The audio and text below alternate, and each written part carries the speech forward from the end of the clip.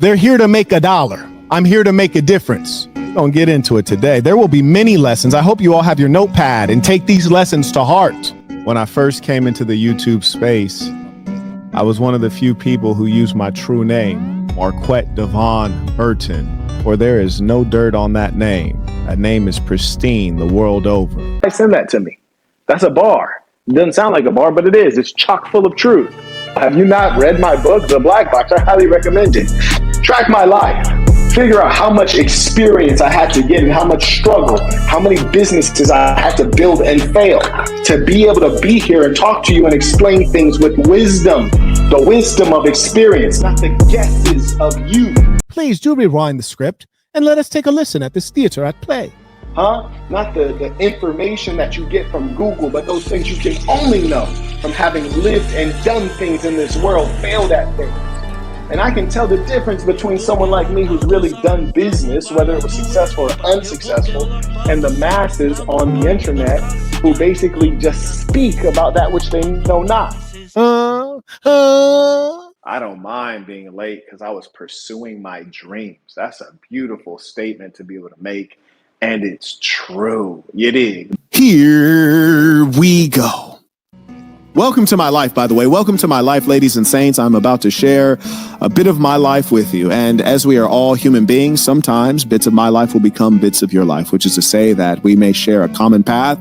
So pay attention, for there are many, many lessons. I could sit here and tell you guys the truth of everything and people will still be broke. You feel me? Are you guys ready to open your eyes?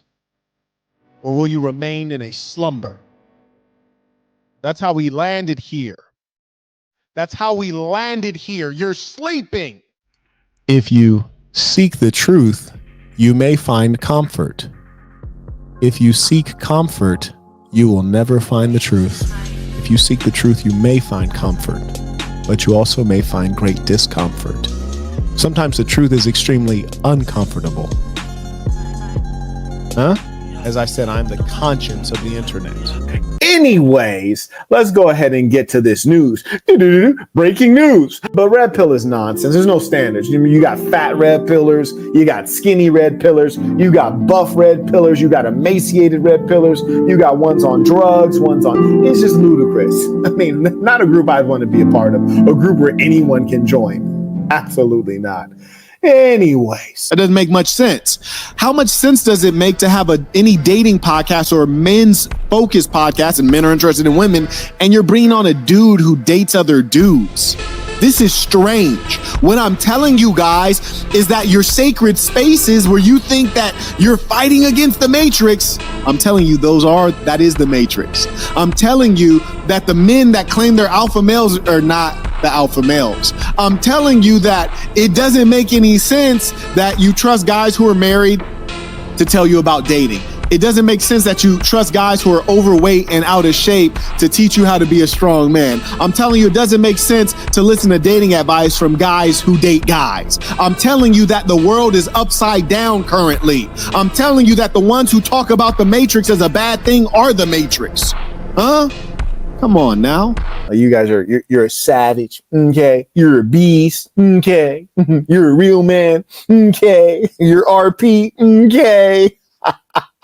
We're just a couple sentences in, and it's been so instructive so far. I mean, there's just so much that we can extract from this. Now, one thing I want to shout out to Marquette Devon Burton. Shout out to that man, host extraordinary, because that man was truly, Marquette Devon Burton, the Saints, they call him the Saint for a reason. That man was truly saintly. And shout out to all of you, because we really do have the leadership class here. There are no dummies that follow my work. It's all real thinkers. Now let's get back to this. This is why people have a problem with Marquette Devon Burton, because I can't sit here and listen to somebody go through this nonsense without being like, hold on 1 second. You're dumb.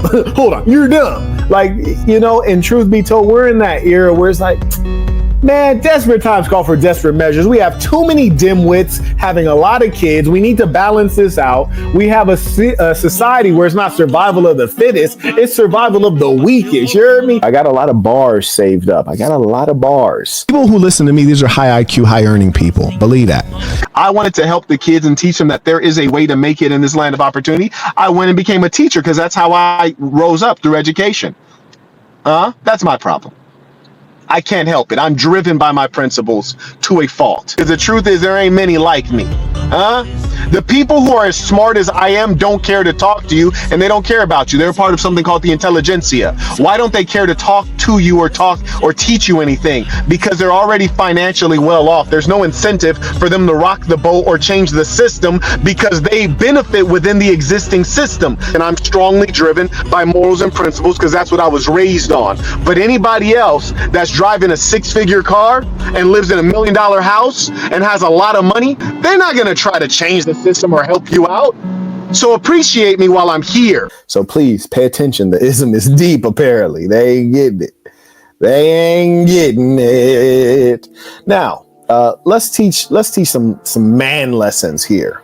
Because the American government will not be around to support you, I promise you. They can't even fill the potholes in the roads today. They're in trillions of dollars of debt. By the time you are old, you will have to provide for yourself. You need to start preparing now. So this is what your government is doing. So for every single person in America, they all owe $100,000 if you want to look at it like that. But here's hundreds of thousands. Here's hundreds of millions. Here's hundreds of billions. The national debt is at 34 trillion and it's growing as we speak. Wow, was that $1 million that we just grew in debt while I was talking? Okay, so we're growing millions of dollars just by the seconds. That's how incompetent your government is. It's sick and sad. Evil, in fact. How do you live in the greatest country in America and there's no evidence of that? In the United Arab Emirates, cranes everywhere, they're building. It's a dreamland. In China, cranes everywhere. They live in the future there. In America, decay, decrepit roads, hollowed out blocks of abandoned homes.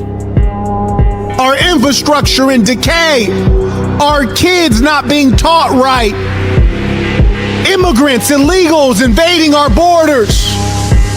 We're housing them in the schools that are supposed to teach our kids, and we wonder why the kids don't know anything. Drug epidemics in the Midwest, methamphetamines and fentanyl. We think we can protect ourselves from terrorism, but can't figure out how these drugs are getting in our borders. Somebody's lying. The brainwash is extraordinary. Imagine I flew into my own country as an American with an American passport. They searched me up like a criminal. Search me and everyone like a criminal. The guy at TSA barely speaks English, is telling me I'm not qualified for global entry. I've been flying around the world with no problems. They searched me like a criminal at TSA and they let strangers pour in through the southern border from various nations, not even having so much as a fingerprint. But you American citizens, they treat you like criminals in your own country where you pay taxes and you're a sheep and you take it. That doesn't disturb you? You don't wonder where has your human instinct for freedom gone to? Where has your spiritual inclination gone to? Have you forgotten what God is? You think these government people are God? You let them rule over you and tell you what to do as though they are not of flesh and blood like you are? We're so lost. Don't be mind blown. No, take it in and deal with what it really is. Burn it up and then carry on. A lot of the things that you pay for monthly, like a car, a house, all these things, they didn't used to be monthly payments. Yeah, I know, you might not believe it. Yeah, it used to be that if you're an American, you save up your money and you go buy a house, and the house was $30,000. And you can save up $30,000. Yeah, you go buy that joint cash, and it's accessible to everyone to do that. Oh yeah, and it used to be that an average man, not a successful man, not a wealthy man, not a great man, but an everyday man, he could afford to go into a basic job working at a factory, and his old lady could stay at home. She ain't have to go out in this world and work and be in the midst of men. Yeah, he could afford that on a janitor salary. That's how it used to be. And he could also afford to buy a home on a janitor salary. The problems we're experiencing right now are due to bad government. Intentionally bad. It's due to you guys being comfortable with the things that are occurring. And I got to do a trending news segment when I can get my heart around it, because there's just so much wickedness going on right now. It's like I can barely stomach it. But come on. Only the foolish among you will be fooled. Huh? That makes sense, right? Only the foolish among you will be fooled. Children, women, and dimwits will be fooled. You know, women are lovely creatures. They're understanding. They believe in inclusion. They tend to be nice at the wrong time sometimes. Saddens me to see good people be fooled. Most of the times that you get fooled, you are fooled by yourself. I talk to you because I have something to teach. Many come here to teach, but how many of them are actually teachers? My actual training, I was professionally trained as a teacher, and I've taught at the elementary level, the middle school level, the high school level, and the university level, and the graduate school level in a paid capacity. It's different. Come on now. They're here to make $1. I'm here to make a difference. Understand. And not all of you will. I speak to the leadership class. I don't speak to the dimwits. They'll never get it. And you'll notice that consistently when people are lying or making up things, they cannot elaborate, which is to say they cannot add detail, they cannot explain. Similarly, you'll see when people make up things about me, they can only use the lies because the truth of who I am is quite impressive. And when they make a claim, I say, okay, well, explain it to me. They can never explain. So that's the simplest way to break apart liars. You let them talk long enough, it always falls apart. Like you're making up a story right now. I don't believe you. This is nonsense. Anyway. But don't lie to us like we're stupid. Come on now. That's number one. When I hear people make up stuff like that, it just makes me want to like put my footrest up. That's what it makes me want to do. I'm trying to refrain from that though. Hashtag broke boy. Look at people just making up stuff in the comments. It's ridiculous. By the way, if you think you're smarter than me or you're more knowledgeable, I would like to learn from you. Please send in your $15 with your email address and I will send you a link. And we can talk about economics, macro, micro. We can talk about geopolitics, history, whatever you like. But anyways, don't make up things in the comments, please. You're misguiding people with your own ignorance. Anyways. But people have such a lack of self-awareness. It's like, dude, you're a random person on the internet I've never heard of. You're making a claim that is completely unbelievable. You don't have your true name. You don't have your photo. Have some self-awareness. You look dumb when you don't have self-awareness. You might not be dumb, but you look dumb. And your goal in life should be to look good. You know, looking good is a critical part of success, I tell you. In fact, it's a critical part of feeling good. You want to look good. I wanted to bring Seth on because there was a time that I had a live session and I was explaining the fraudulent nature of Stephen Bonnell, also known as Destiny the Gamer. And I had showed him basically saying that NFTs were a scam. Then he turns around and starts selling NFTs to his fans. And the true nature of a dishonest person, I call him a scammer, show the evidence, and then he just says, well, you're a scammer. I was like, how's that? And he says, you scammed your fans on an NFT. I was like, no, actually, I had a whole conference. Seth was there as the lead, the technical lead, and we taught folks how to create crypto, how to create NFTs from scratch. And so I want to bring on Seth to have a discussion about that. And you know, the funny thing, Seth, is that we're in an era now where you can have some dumb kid whose life is based on playing video games. He has no formal education. He doesn't even have informal education. He's not been through a boot camp of any sort, has no software pedigree whatsoever, has no startup background, has no business background. And then him and a multitude of imbeciles can come on and try to make fun of someone who's intellectually superior to them.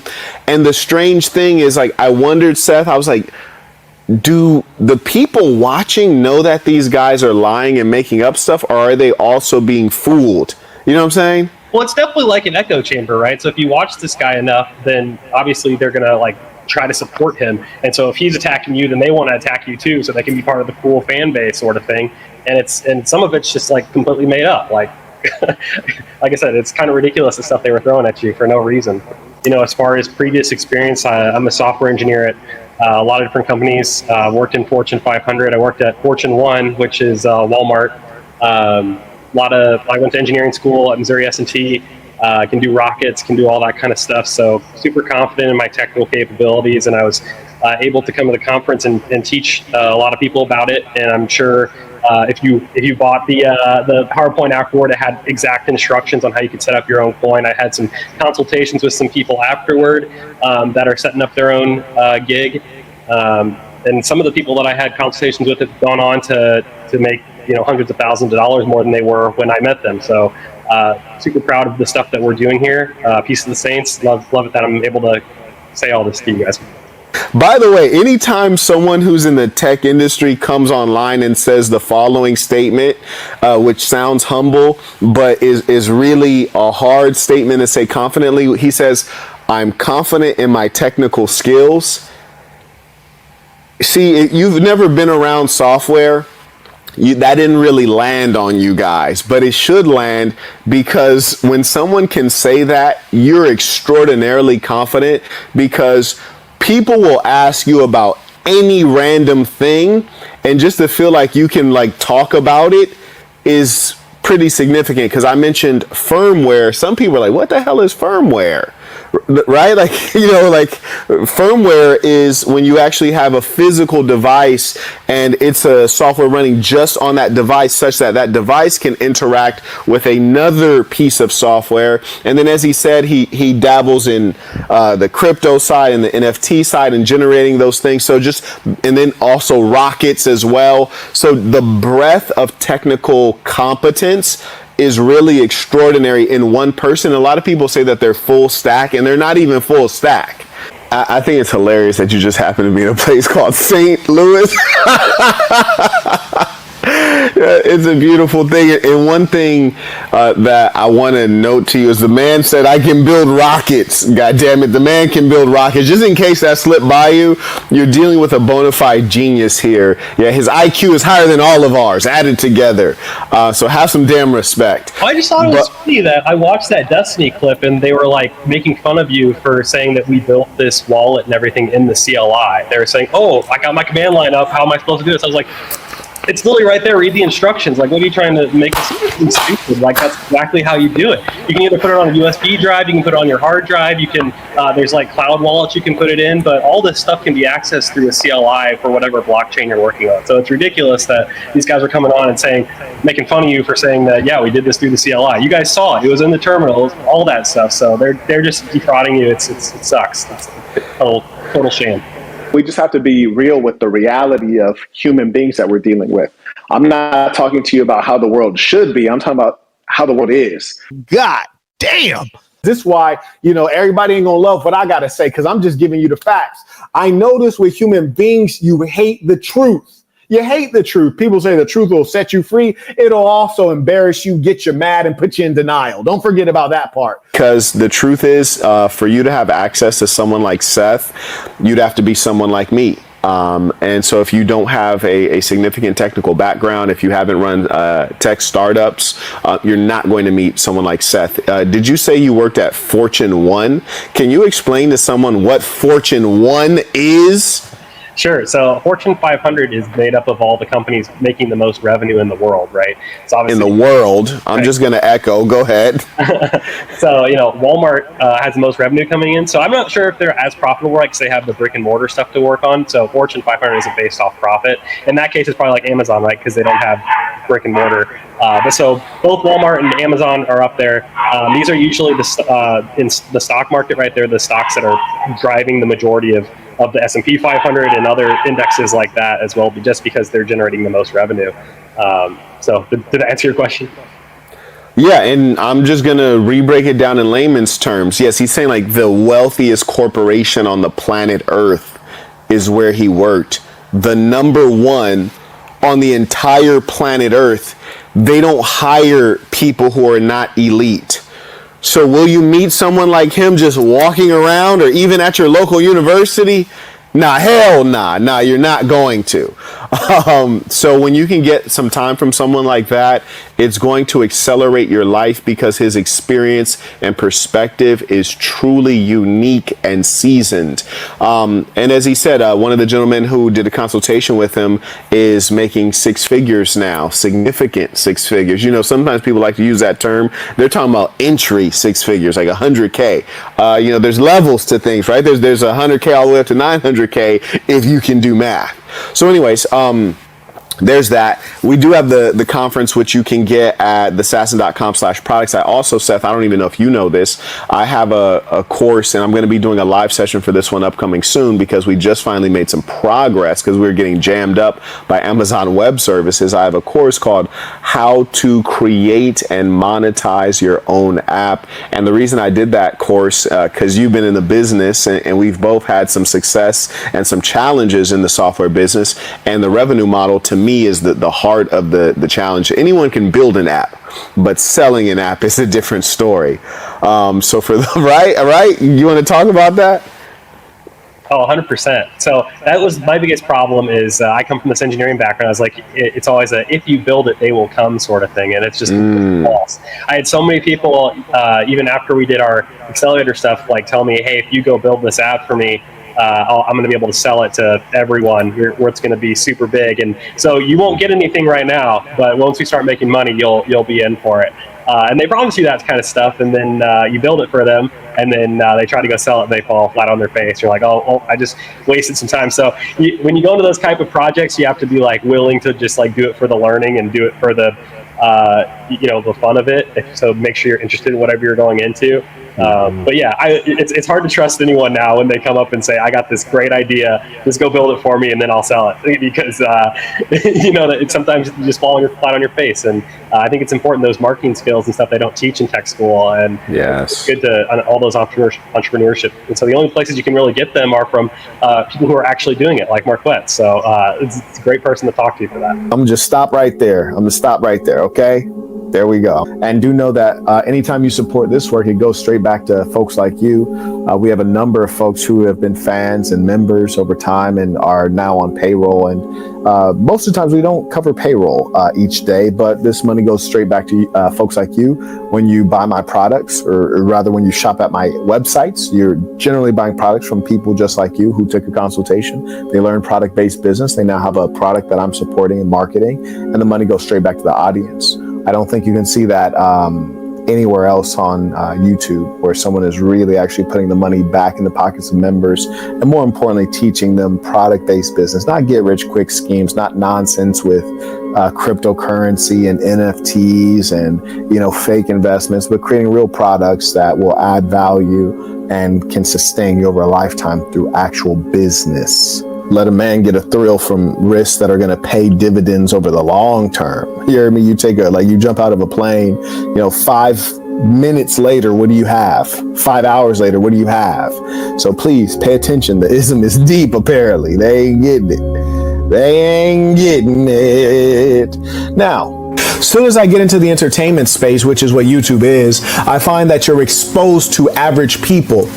running tech businesses, you're not exposed to average people. You're dealing with investors who are high net worth individuals. You're dealing with technologists who are highly diligent or sophisticated or intelligent. And you're dealing with a couple folks on the business side who are already established, no amateurs. So you're not dealing with the general public. You're dealing with upper crust society. When you get into the entertainment industry, there's something called a fan, right? You're dealing with strangers, people who are imbeciles, and you're exposed to gen pop. And as a result, you hear a multitude of idiotic things, and you're also, for the first time, exposed to haters and hatred. And it's frankly quite astounding. I kid you not. I think maybe 20% of my Instagram following are utter psychopaths who truly hate me, whether for who I am individually or just because of the demographic I belong to. In both cases, this is wickedness on display. And, you know, the funny thing is a lot of these YouTubers and influencers, they're lying. They're lying and they're broke. And just look at their thumbnails over the past 4 months, and then look at my thumbnails over the past 4 months, like where I'm actually at. They don't have it like they say they have it. Trust me.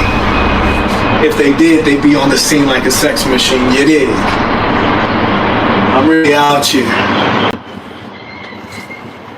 I mean, during the pandemic, we went to Brazil on 2 separate trips. We went to Colombia on 2 separate trips. We went to Mexico City getting mariachi suits made. I mean, we went on 5 separate international trips during the pandemic in 1 year.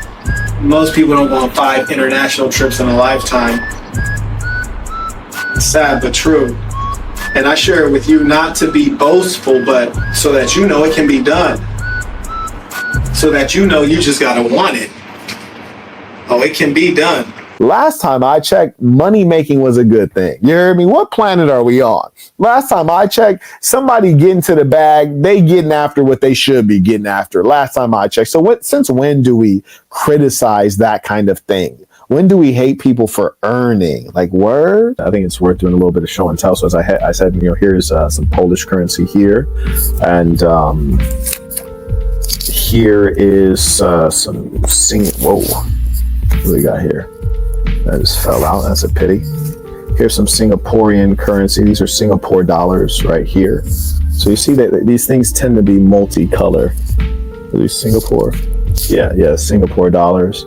So these things are multicolor. So quite beautiful for the other currencies in the world, no doubt.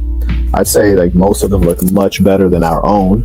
But our own is unique in that it's uniquely ugly. It's uniquely monochrome in the coloration. So very simple.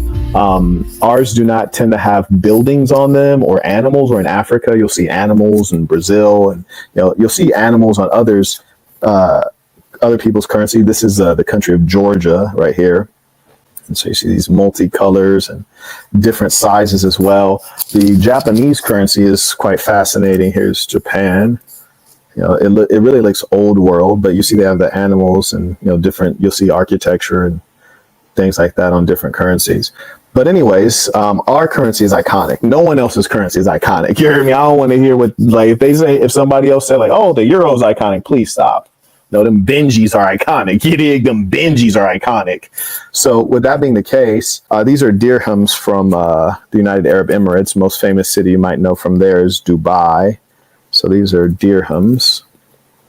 And as they have like random cultural items on it. They don't necessarily always have like a man's face. I think that's something very fascinating about the European mindset. And I think the European mindset, especially historically, has been, these folks are pretty smart. They're pretty sharp. Not today, but they've been pretty sharp. And here's Kenya. It's African currency, obviously, in the country of Kenya. And there you go, a lion. That's keeping in line with stereotypes, right? Then you have the Swiss franc. This is a fine currency. Like, I would for sure be down to load up on Swiss francs, right?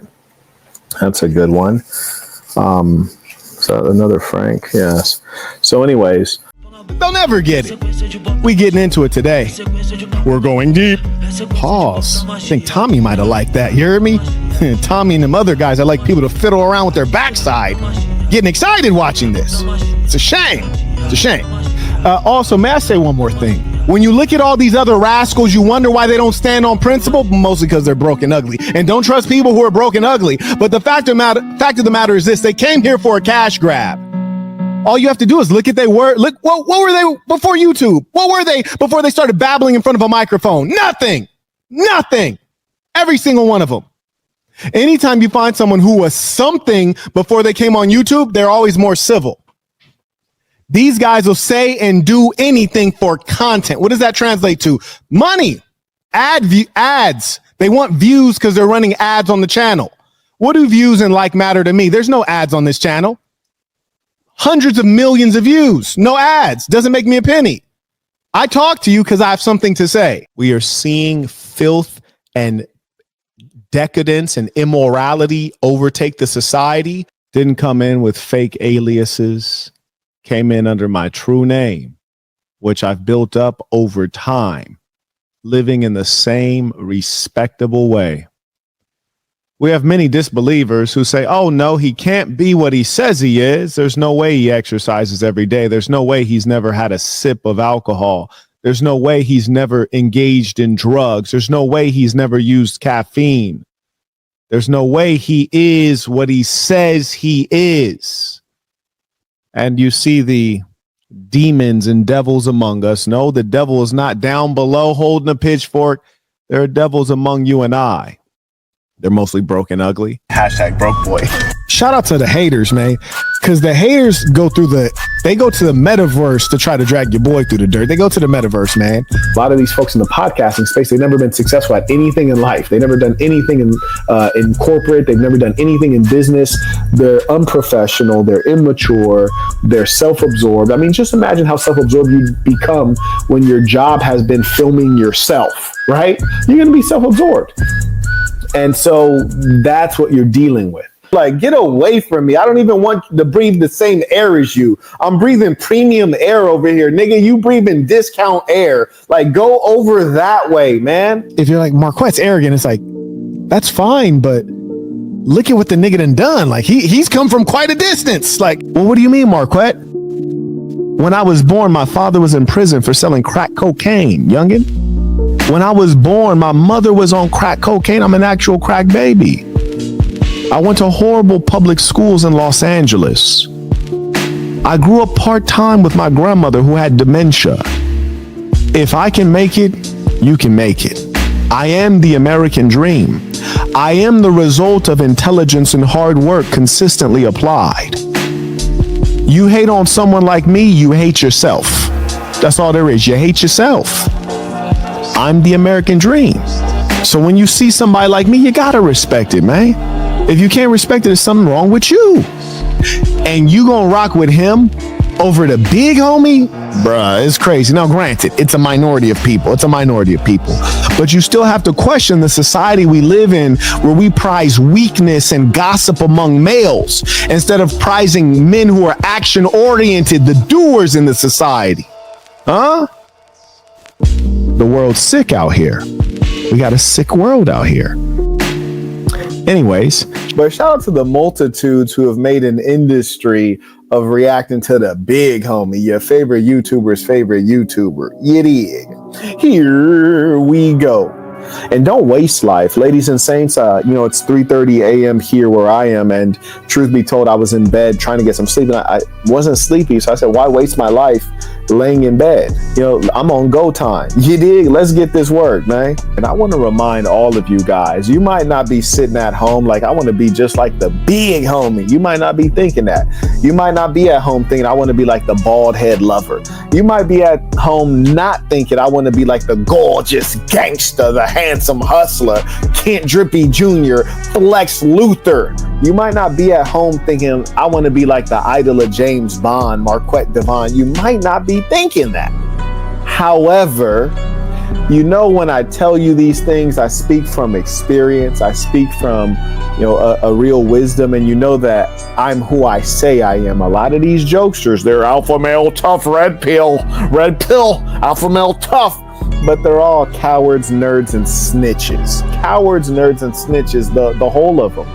And I encourage my haters who were so gassed up when the coppers pulled me over with a clapper on me and many bands on me. Not like the rappers, they had them bands of 20 thou wow. Nah, the big homie had big bands. You dig, lots of them.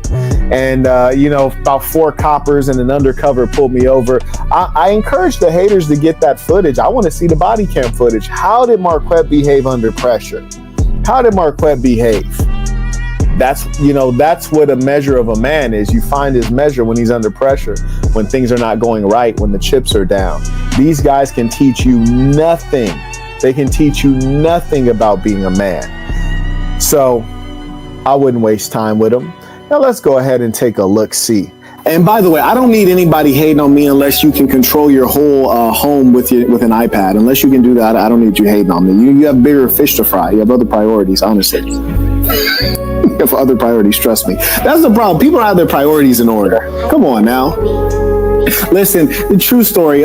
If when you walk in your bathroom, if your toilet doesn't open up to acknowledge your presence as a man, you don't need to be hating on me, okay? When your toilet acknowledges you as a boss, then fuck with me. But before that, just shut up, all right? Just shut up. And you guys who've been following me a long time, there've been a number of times I've done tours for you guys, and you already see what I'm living like. If you guys have came to Saint City for my conferences, we do the conference, which is what you paid for. Then I take you out to some crazy penthouses that you ain't never seen nothing like it. If your toilet does not acknowledge you when you walk in the room, shut up. Go ahead. I crush every bone known to scientists. Little homie, we are so not on the same level, man. I smash more broads than you dig? My cars are not in threat of being repossessed like yours are. I will sock out so easy. I look better than you. I'm taller than you. I'm stronger than you. I'm more everything than you. Don't you ever bring me up, boy. Boy, it's a joke for you to bring me up, man. Anyways. If you check my background in terms of my actual contributions, it's not just words. I went into Teach for America and I taught young black kids, probably similar to the one that he abandoned and left to the foster care system. Why do I have that sensitivity? Because my mother used to work with emotionally disturbed youth, kids in foster care, kids in group homes. I got to see that when I was growing up, to see what a child experiences when they don't have a family, they don't have a mother, they don't have a father, they don't have a grandparent that will take them, and they're left to live among strangers in a group home where nobody really cares, in a group home with lazy government employees, in a group home with adults who abuse them, in a group home with other kids that are traumatized and sick in the head and do sick things to these kids. I've seen it. I didn't experience it, thank God. Allahu Akbar. But I've seen it and it's disgusting. Too many kids out here suffering because of people like you. You still want to be a kid when we need you to be a man. You read my book, there's so many stories of children that suffer. That's really what changed my trajectory, seeing the kids suffer. That's what made me found a nonprofit. Hell, that's what made me become a teacher. That's where I direct my philanthropic dollars to this day. Kids who don't have parents, kids who are missing parents. You suffer when you don't have that one person in your life who loves you no matter what. Do you know what it feels like not to have a mother? Most of you don't. And that's a beautiful thing. Allahu Akbar. It's a beautiful thing. Because a mother loves you no matter what. No matter how incompetent you are, how fat, stupid, ugly you are. You were born with genetic defects. She doesn't care. She loves you. There's a love that is so pure that comes from a mother. You'll never get that anywhere else. You will not get that from your wife. You won't get it from your father. You won't get it from your siblings. Imagine what it's like to be a kid without a mother. Those are the kids we need to put some energy into. Like all this energy into debates. It's like, what are you doing, really? And I always welcome meaningful competition on doing good things. You might be sitting there like, Marquette, what have you done for orphans? And I can go through it. And I'm very proud of that work. It makes me feel like a worthwhile person. And I would encourage you to beat me, to outperform me in helping children. But I would never try to outperform you in a fucking debate. The real topic is masculinity. Welcome. Welcome to the intelligent world. I tricked you to get you here, stupid. But you guys are here to learn. There's other large YouTubers who actually subscribe to me publicly. I always, when I see these big YouTubers subscribe to me, I'll screenshot it. It's a couple big YouTubers I'm not going to name. They subscribe to me, and I hear them on I'll hear them on Piers Morgan, and Piers will ask them something, and then they'll say something, and they'll quote me verbatim without quoting me, without acknowledging that it's my words. So I'm your favorite YouTuber, Freshly Snipes. Freshly Snipes, Ken Drippy Jr., Devon Gotti, the one they couldn't stop me. The idol of James Bond, Marquette Devon Burton, the Saints and the Sinner. Oh, we going in today, ladies and saints. I don't even know what TikTok money looked like. I don't even know if you can make money on TikTok because I got banned at like 250,000 subscribers. I don't even know what TikTok money means. They never let me do ads on there. I don't know what Instagram money looked like. I never made a penny on Instagram. I don't know what Twitter money looked like. I never made a penny on Twitter. I barely know what YouTube money looked like because they don't let me run any ads on YouTube. And I never tried. And when I first started, I told you guys I'm not going to run ads. You're going to watch my content ad free. So I don't even know what YouTube money looked like. So tell us what the money looked like. Don't nobody give a damn about your subscribers, my boy. You's a weird ass nigga. It's crazy for me to think of that. Like, wow, I've been doing YouTube for 4 years. To me, that's unbelievable. It's unbelievable. It's hard to accept, but I feel like this is all fickle and fake because I don't perceive like making a video or making a live stream to be a real value add because I'm used to very tangible value ads. And that's why I always talk to you guys about product-based business products. Like here's a product. I actually punched my speed bag off of the goddamn thing. So this is a terrible product, but the fact is it is a product indeed. And products pay, whether people like you or don't like you, products pay.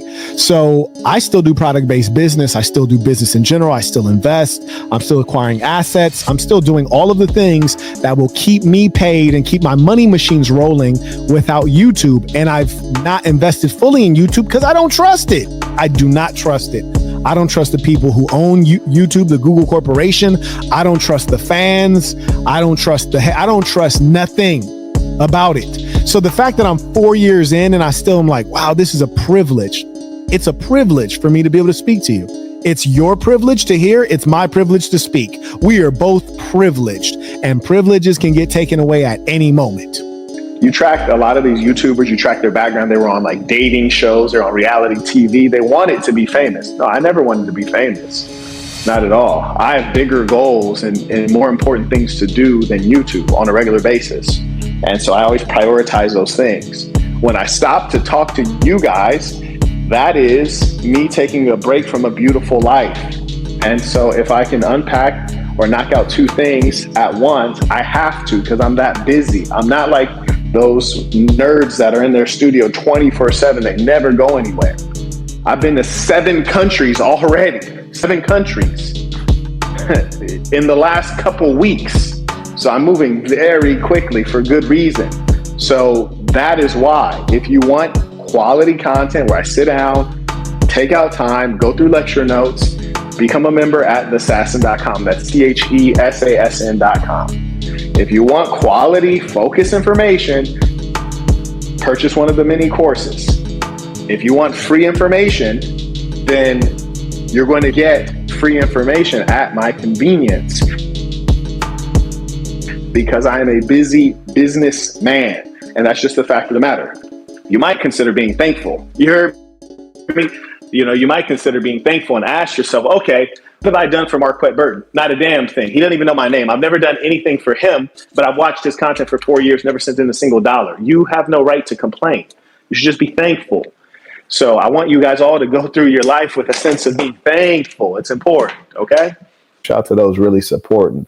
And also shout out to the freeloaders who haven't clicked the like button or anything. They're like, look, Marquette, I have no respect for anything on earth. I'm not clicking the like button. I'm not sending $1. And I'm just here. F everybody. A shout out to them too. We need you. I make videos. I make live streams. But the big difference is that I spend time in real life. I spend time on the phone. I spend time on text, unpaid time, because I care. And it has so much ROI. And the most important thing that I'm trying to do is to create an example the kind of example that a guy like Brandon Jamal never had. But you's a soft nigga, B. You's a soft nigga. What is soft? I was literally, nigga, man. May I speak? I do not care at all. At all. There's a lot to break down here. It's very educational. So let's get to this work. I'm going to repeat what I said before, which is that if you're going to be in the spotlight, you need to have grace, which is to say that if you're going to be the star, it comes with more love and it comes with more hate. That is the job. It comes with more love, more hate, more money, more women. That's the job.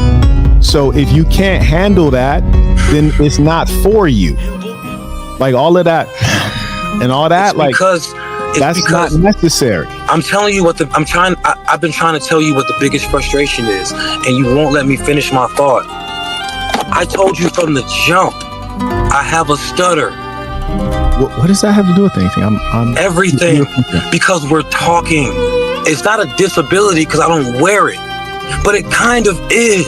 That's why I can't freestyle. Speaking is difficult for me. Can you imagine, darling? I'm sorry. I think Brandon's taking a little bit of time to compose himself. While he's doing that, while he's composing himself. Listen, that was the most professional shit right there. I felt like one of those like weather newscasters or something like you, or like, you know, one of those newscasters like, yeah, I'm here right now in Beirut. It's a crazy war zone. And, you know, and like everything's, and then all of a sudden an explosion happens and the news reporter dies. And I'm over like, okay, you know, it seems like Brent is having a little bit of trouble over there in Beirut. We're going to go and break to the Dodgers game right now. Just like doesn't acknowledge that shit at all. I felt like it was like that. It was really professional. Like I let my nigga cry and just went on with the show. I could have been like, this nigga crying, this nigga in the car crying. Like, you know, he going to go in the car and cry. It's disrespectful. I could have really went off on that. You feel me? Like if anybody's like, you're a clout chaser, nigga, that was my moment right there. Nigga, that was a viral moment. A nigga crying on live. People who take individuals like this serious, it's just like, that's why I don't want to see these guys with a platform. You're a loser. You're a loser. Those are called the facts, okay? Upon my word, I will send the chariot for you. We can come and have a duel. Here's the irony of life. It's the cowards that suffer. Yes, the ones that scared and don't want the smoke. That's the ones that always get the smoke. Yeah, the ones that don't want the smoke, they gonna get the smoke. Yeah, but the ones that's like, smoke, I'd love some smoke. Don't nobody want a barbecue. I'm just here to teach, man. I tell you the truth of how to live a happy, peaceful, prosperous life.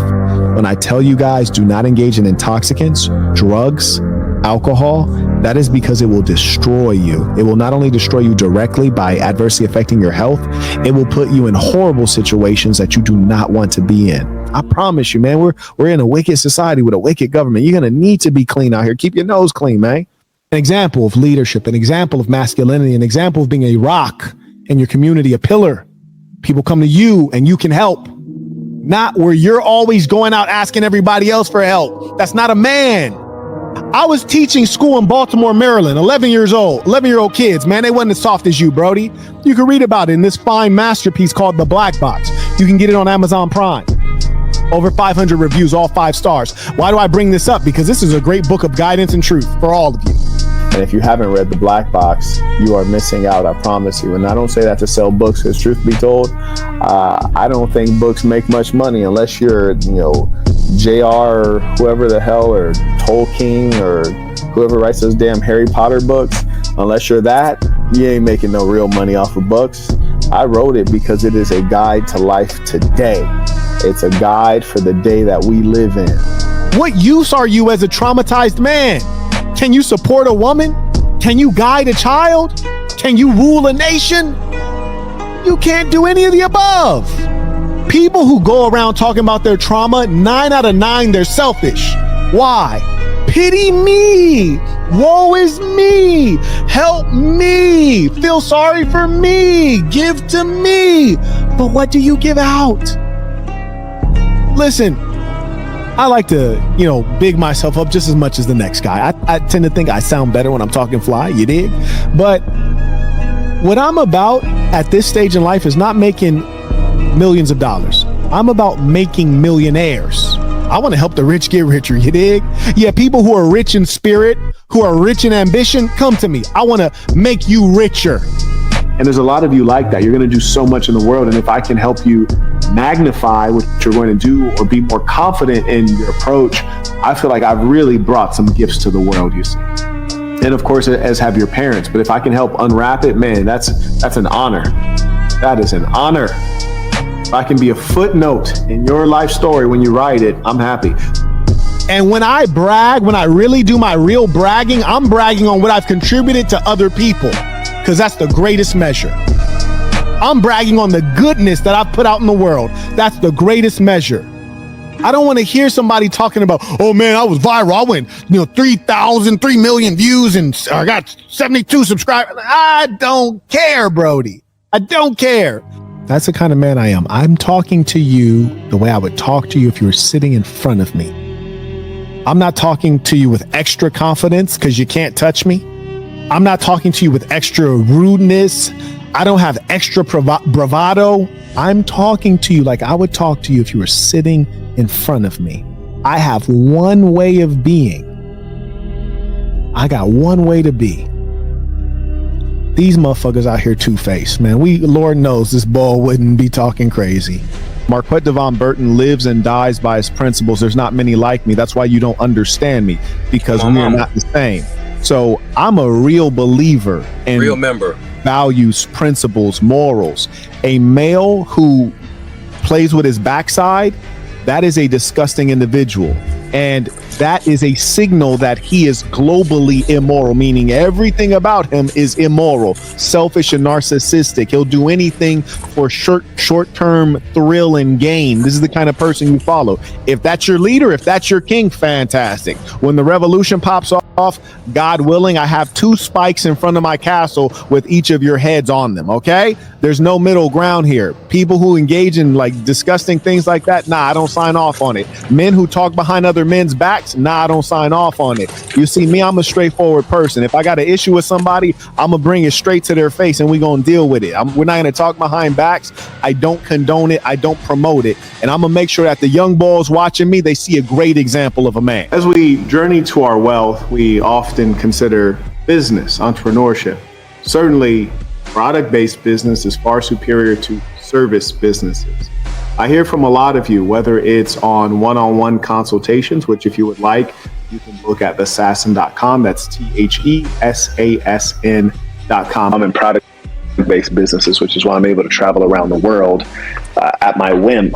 I don't have to actually show up anywhere. So that's number one. But what I encourage people when they're first starting off in business in a given pursuit is pick the easy route. Don't pick the hard route. So it's much wiser to spend your time, evaluating at the beginning, evaluating which business to go into, as opposed to evaluating how to make a tough business an easy business. I hope that makes sense to you.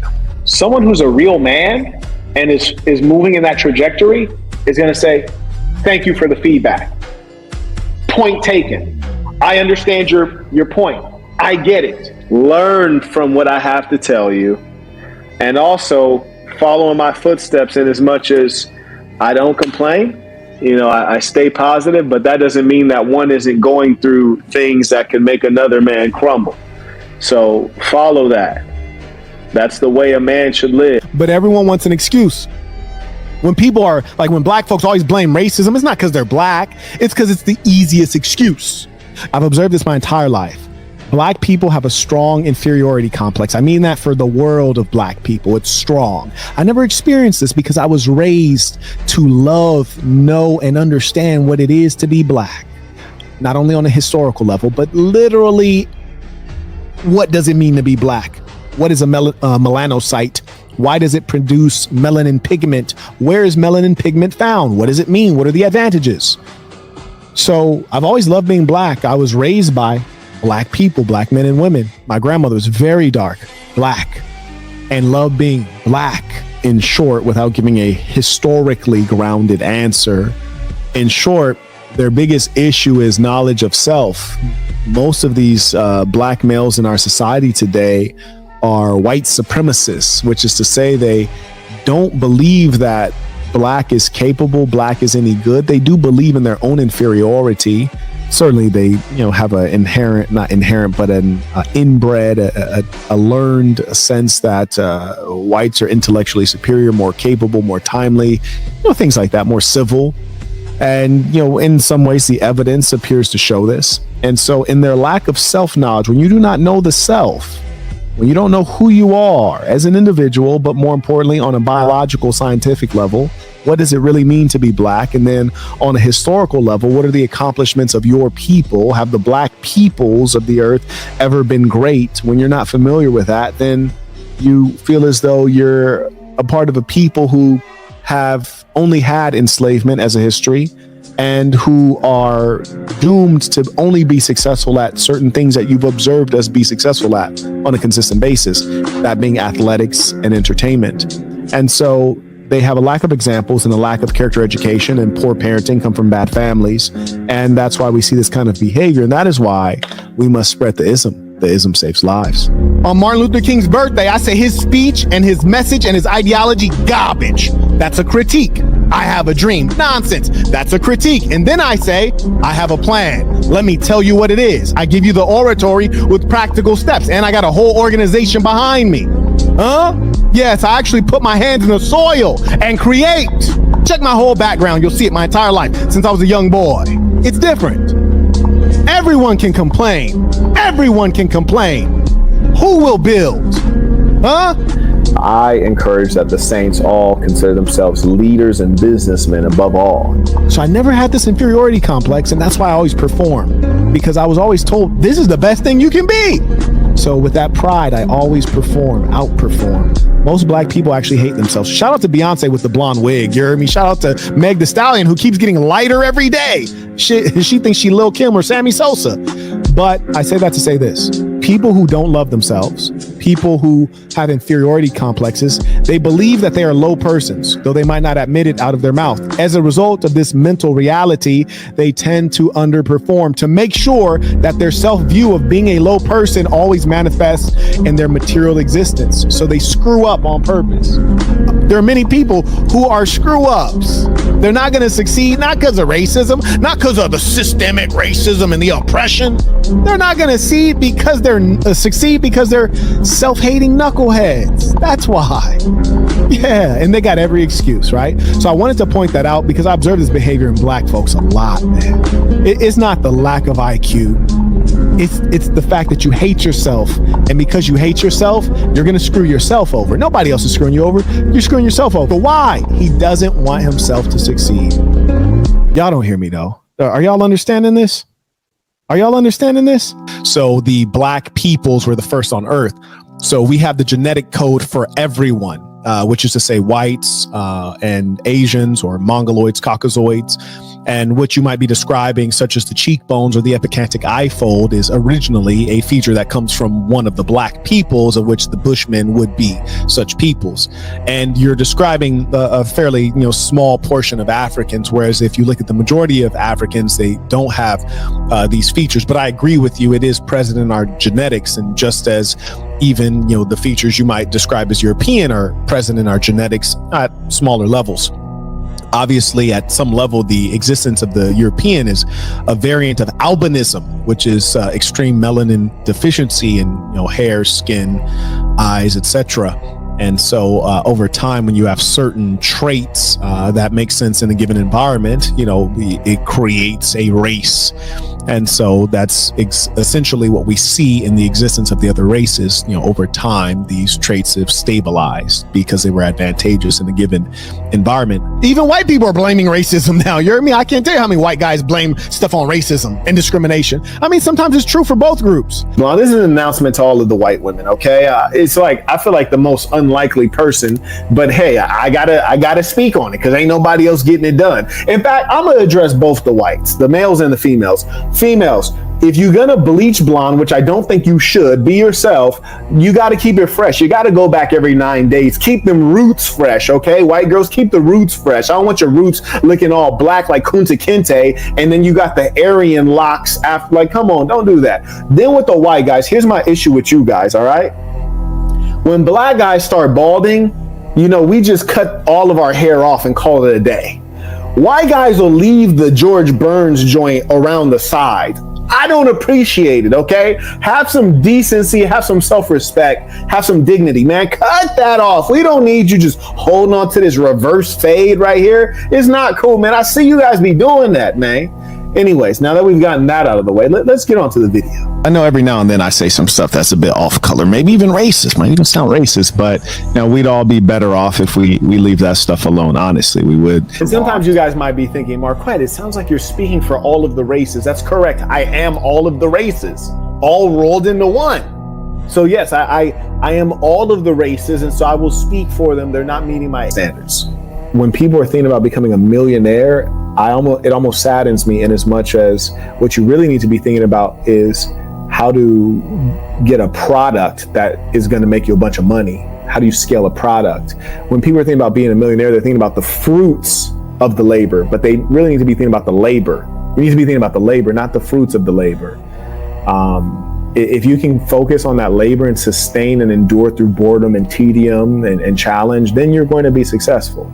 And truth be told, if people made $200,000 per annum, $300,000, $400,000 per annum, their lifestyle would be tremendous and they'd be very happy. And it'd be very easy to scale up to $1 million. But I think that's really, the real life. And I try not to make those sensational titles, how to become a millionaire in 5 days type stuff. But I get you though. I get you, bro. And maybe I'll use that title. You know what? Yeah, I'm gonna screenshot that. Maybe I need to do that. Very few people are going to be there with you to build a foundation. Very few people want to invest in you when you don't have anything to show. Very few people are going to believe in your idea. Very few people are going to support you. Everyone's going to wait until you win. And then they're going to be like, well, you're smart. I always knew you were going to win. You're ambitious. You're a hustler. I always knew you were going to be successful. And you're like, nah, bro, you didn't know that. You didn't feel that way. Nah, you did not feel that way until I made a bunch of money. And now you're like all on my meat, like you always knew. Nah, you didn't always know. There's just a couple people who really going to rock with you based off of your character from the beginning. And here's the thing. If nobody rocks with you, that's fine. You know, that's fine. So you just got to go ahead and get it done. The manosphere lies and claims that it's just the women waiting at the finish line to choose the winners. No, when people get across that finish line and everyone knows they're a winner, everyone all of a sudden wants to be around them. Just like I told you when I was sitting in that parking lot and a neighbor I'd seen many times, he never really says much, and then he see me in the whip and he's like, oh, that's my favorite car. Oh, hey man, what's your name? Like, nah, bro, like kill it, knock that off, man. This is why I never go to the events in this building, because like I'm not trying to slap fives and be buddy with y'all, because this is where y'all live. This is just where my studio is, you dig? So nah, we don't need to slap fives. Everyone wants to choose the winners and be cool with the winners at the end of the race. That's not just women. No one wants to build a foundation with you. And you'd be a wise person to get in at the foundation level. And I'm going to make some contributions there.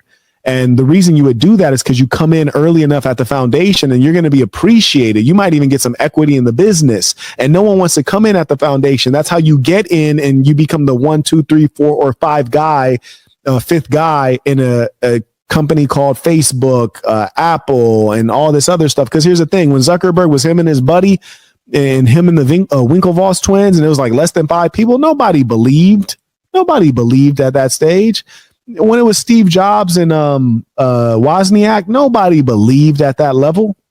So you go in and you put faith in people who are real hustlers and have good product. You have to be able to see talent and see people who are clever and know how to work hard. And more importantly, they know how to make adjustments. That's what being successful in a marketplace is about, making adjustments. You turn the hat from red to black. You turn the logo from a T to 2 a.m. You turn the logo from 4 different places where you got stitching to just 2. You've now reduced the cost of the product significantly. Those are the adjustments that turn you into a winner. You dig? Your time on earth is valuable enough not to waste it, and your happiness is precious enough to prioritize it.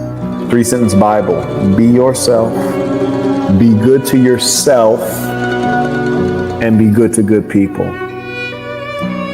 Walk that path. You don't have to walk someone else's path. Wishing you much success. Let us start with stress. As I said, stress is a shapeshifter. It is essentially fear in essence.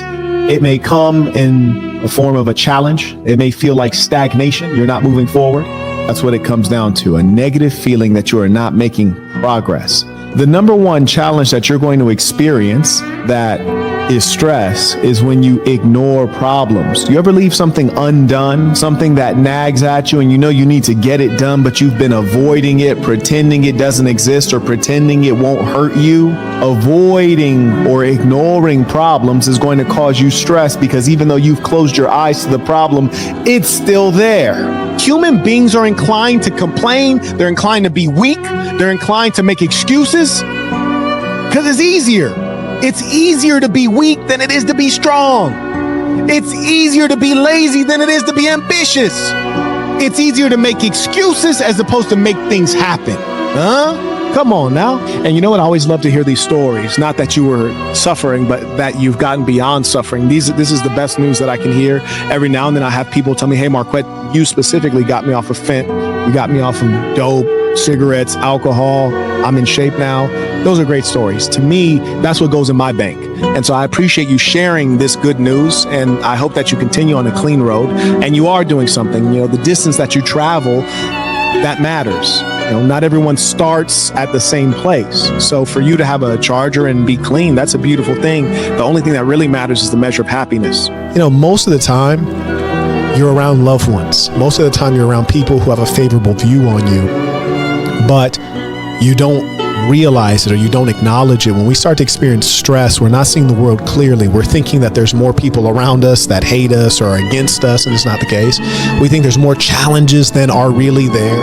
We think the ceiling's going to cave in and everything's going bad at the same time, which is not true. Things are mostly always going well.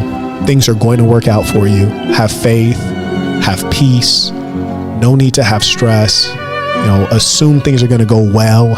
Prepare for success, be willing to deal with whatever goes wrong with a smile and carry on. Folks, I just want to give you those bit of parting words because I know some of you right now might be under stress. You might be feeling challenged, and I want to let you know that life is for enjoying. Don't feel stressed at all. Feel happy. Things are going to work out. Life is good. So what I'm telling you guys is that all this stress that you take on, all this intensity and pressure that you put on yourself is not necessary. Enjoy. Take life easy. Appreciate the small things. There's no reason to ever be stressed about anything. It's all going to pass. And mostly things are going to go well. One of the things I asked, what would I tell myself at your age, is I would say, don't be scared and everything's going to work out. You know, you feel levels of fear. Sometimes you might feel like you're alone and like you don't have support. Like, you know, Pop is way over there. He has his own issues. Mom is absentee or incompetent or broke. You're like, man, it's just me. If I screw up, everything falls apart. Well, you know, the good news is you're not in Somalia. And if you happen to fall down, the way all the way down to the ground is not that far in America. So don't be scared. Don't worry so much. Everything's going to work out. I promise you. And a lot of the things that are challenging you now, once you get a couple of years on you, years of experience, you're like, why was I so scared? Like what's the worst that could have happened? Like, it's not that bad. So don't worry about it. We tend to worry far too much. It's just your mind being out of control, screaming. Listen, I'm telling you. And you know what? The beautiful thing about an experience like this is to get your nerves together, because whether it's on the positive side or on the negative side, you have to have your nerves together, because you're going to go through more situations in life. You know, that's why, you know, sometimes it cracks me up when people take a consultation with me. You know, a guy might be like, hey man, I'm getting divorced, or another guy might be like, hey, I'm going through a breakup. And I'm like, oh, well, you know, the good news is that you're going to go through another breakup. So this is some good, you know, get your nerves together now, because you know, this is life. All of this is about to get rewound. So enjoy, relax, don't take it too serious, have faith. It'll all be fine. In fact, I think everybody, the whites, the blacks, the Asians, I think all of us was kind of like, you know what? It was one small step for man, One huge step for mankind. I think we're all waving the flag. It was a beautiful thing. Third man also acknowledge. Moderator extraordinaire writes, the best way to show support is through the dollar. Show Marquette that he's appreciated. Peace to the saints. Also, carry on. Sir, yes, sir. In fact, I'd even go as far as to tell you guys that any guy who follows a woman in general in any form, you're not a man. Yeah, that's correct. That's how I know you guys are secret simps. Yeah, secret simp. Men don't follow women. Men do not follow women. Men do not take women's leadership. Men do, no, you're not a man. You know, there's guys, I'm like, hey, Marquette, collaborate with this podcaster. I'm like, whoa, she's like giving men advice. No, I'm good. I'm good. Yeah, because that's not their role, actually. And I don't care whether you're an atheist or a secularist, a religious person. That's not a woman's role. If you are a religious person, specifically in the Bible, it recommends against that. So there you go. And a lot of you guys follow these female influencers. I find it to be bizarre. Like, how are you an alpha male following a woman's guidance? Like, that's so strange. She's there to spread goodness. She's there to share the truth. She's there to save someone. She's a red pill princess. This is not about me. It's not about me, even though I'm right here on camera. It's not about me, baby. That's fascinating. Well, then who is it about? Who is it about? What is it about? Like, please stop following me. Follow just her. Like, I don't want to share audience with a woman. I don't. And that doesn't mean I don't love and appreciate women. That means that I know that a good woman can be an example for other women, but a good woman is not an example or is not one who would be at the leadership position to a male. Like, that is backward. Yeah, that's all out. Everyone appreciates a leader. The world is always waiting on a great leader, and that is precisely why I'm here to train the leadership class. Don't allow money to be your God. As you probably all know, I'm a very spiritual man, and money is definitely not everything to me. Hell, I like making money more than I like having or spending money. I enjoy the actual process of making money. That I enjoy. I like that game. It's a fun hobby to me. So be very money conscious. It's not about the product. It's not about the business. It's about the money. That's what it needs to be in your head. The truth is, and losers don't understand these things. Winners understand advantage. You have to carve it out bit by bit, and it accumulates into something called success. The reason that winners understand this is because they win. Losers don't know how to win, so they don't know what the methods of winning are. You have to accumulate small advantages bit by bit, then you add them up. That's what a man should be. A source of strength for others. You're not strong in yourself, Brody? Little buddy, you not strong in yourself? Man, you gotta man up. Gotta be better than that. A man has to have enough strength to lift himself and others. That's why we got all the strength. Lift ourselves and others. I thought that's what it was about. Like, what about the people in need? What about the people who are sick, the people who are in poverty, the people who are depressed? Saying, hey, I'm the smartest one, that does not help them. What about the orphan children? Your debate skills do not help orphans. I think it was a Deutschmark, but whatever it was not worth anything. Sounds familiar. And then one rose up from among them, and he said, our people, we are in disrepair. People look down on us. But let me let you in on a secret. We're the greatest of people.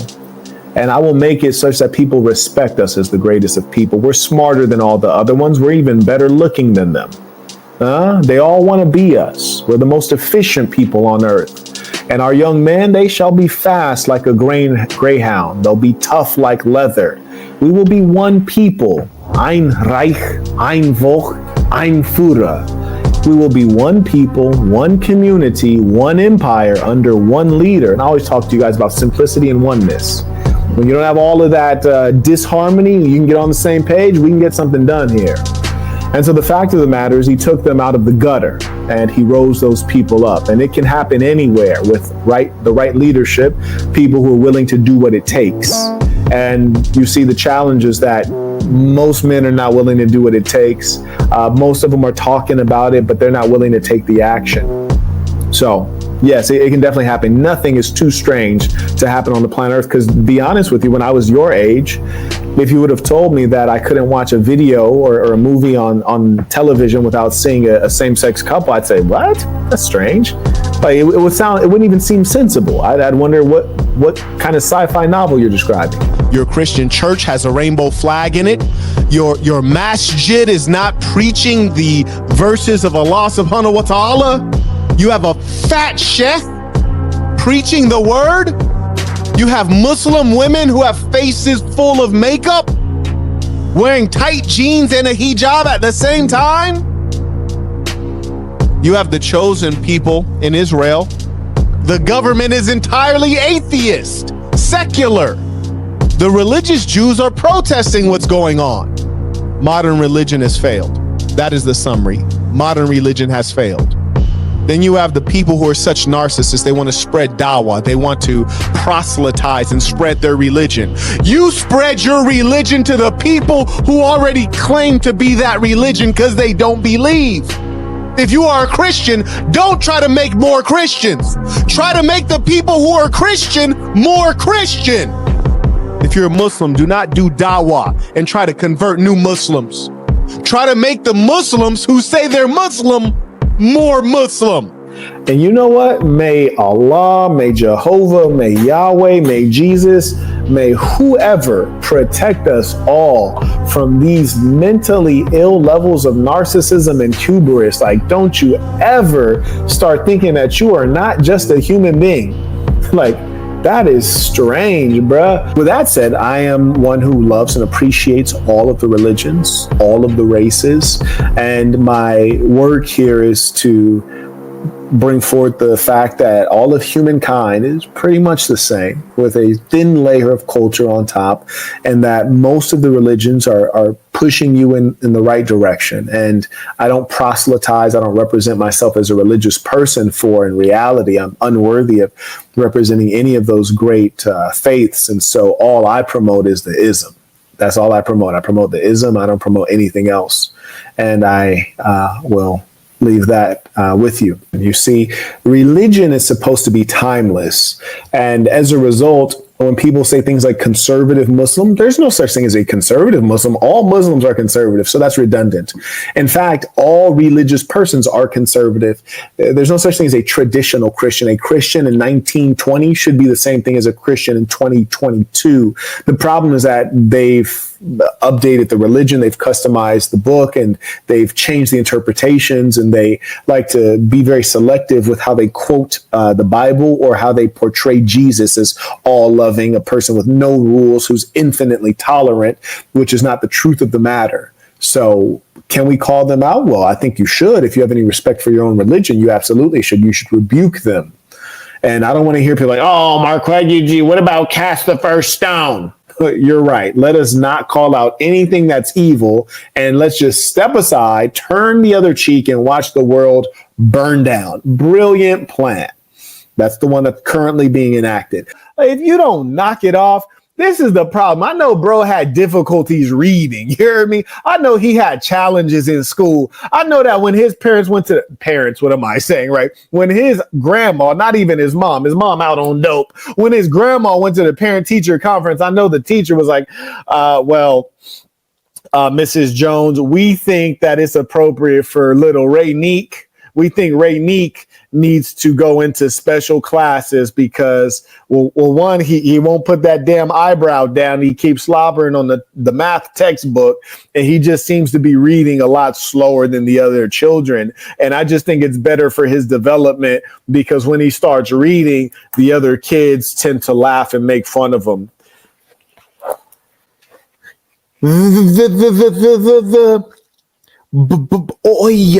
The boy, whole class be holding it in. You ever had one of them slow kids like the boy went to the story.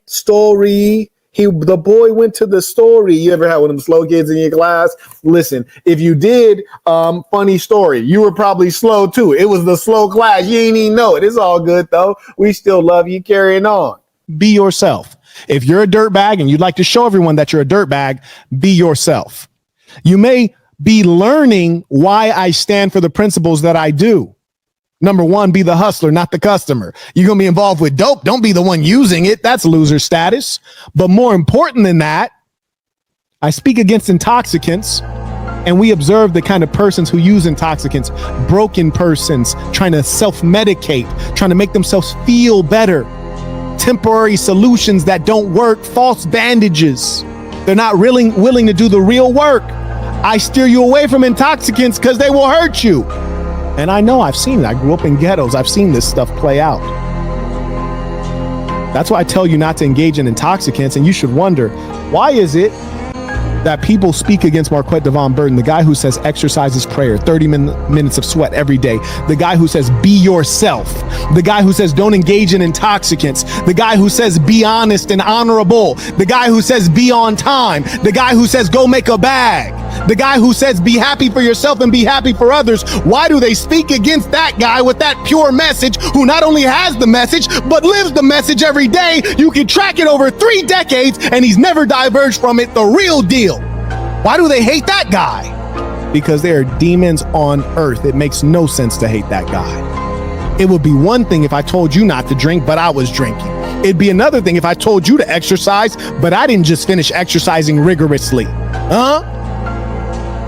Come on now. Come on now. We're gonna get into it today. I've lived and had the burden of a king's appetite. I've devoured women by the dozens, gorgeous ones. I've seen the Golden Bridge in Vietnam, the Great Wall of China. I've had suits tailored around the world, from Beijing to Dubai to Monaco to Positano, everything that rhymes. I've seen all of the beauty of the world, beaches in Zanzibar, been in the mountains of Costa Rica, laid with the most gorgeous women in Colombia. Huh? And they weren't working girls, unlike some of you rascals. Lived in South Korea, lived in Latin America, lived throughout the United States. Seen the beauty of the south of France. Listen to me, I've seen the most curvy women you'd ever want to see, real bodies, in South Africa. And I was both in Durban and in Cape Town. And the women that you find, Zulu, Xhosa, and various other tribes, these women are built like every man would want a woman to be built. Like an Ocho, my boy, like a number 8. 40% of them have significant wagon. You hear me? And check this out. I'm talking to one of them, and I'm going to release an interview shortly. It was a pre-recorded interview I did with a South African prostitute. Nice lady. And a very powerful interview. But during our conversation, she had told me, she was like, oh yeah, and you guys have Nicki Minaj, and she has it. She just like the South African one. I was like, no, she doesn't have it like the South African woman. What do you mean? Counterfeit. Yeah, I was like, that's injection. She's like, what do you mean? I was like, that's a fake butt. She's like, how do you get a fake butt? I was like, I don't know exactly how they do it, but a scientist, a doctor did it. There's like an injection that's false, just like breast implants. She was like, oh, she couldn't comprehend fake butts because real butts grow organic in South Africa. Everybody got them. You're not special. Listen, when I walk through the mall, dudes don't even look back. I think they just got tired of it. They're immune to it. Man, I'm breaking my neck because it's just everywhere. So I say that to say this. They're watching our culture from a distance, not even comprehending that's a fake butt.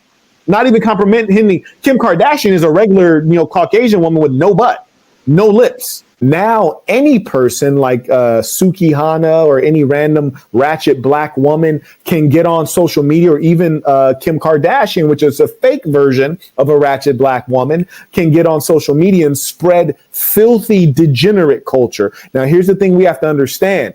There's more lower class people than there are higher class people, because it's a triangle. The top of the triangle is small. So if the bottom of the triangle, the lower classes, are more numerous, and social media is a form of information distribution that gives everyone access, there's going to be more content creators that express low quality ideas, more degenerate ideas, than there are people that are expressing complex, sophisticated, morally upright ideas. So in the age of social media, all of human culture is going to take a nosedive. Tell you one thing that's even funnier is that we watch other cultures from a distance and don't even fully understand what's going on. Now, all of my haters could live an additional 80 years and still would only achieve a fraction of what I've done in real life. I'm a very thankful, happy man filled with gratitude. I've outperformed the great majority of humankind. And when you consider what I actually come from, the true mud and dirt that I've come from, I've exceeded any reasonable expectation anyone could have ever had. If you look at someone like me and you don't look at me and take pride in me, something's wrong with you. When I look at other people succeeding, it makes me feel happier. Why? Because there's not an ounce of jealousy, because I've delivered on my own potential. It's those who have not delivered on their own potential that hear you talk and fly and they feel more on the ground, huh?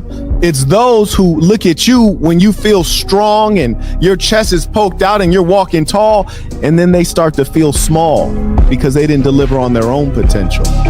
I'm proud of each and every one of you when I see you succeed.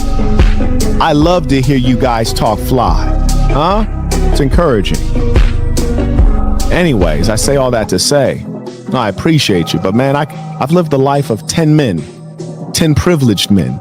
That's how good my adult life has been, huh? And it was all by choice. Anyways, carrying on.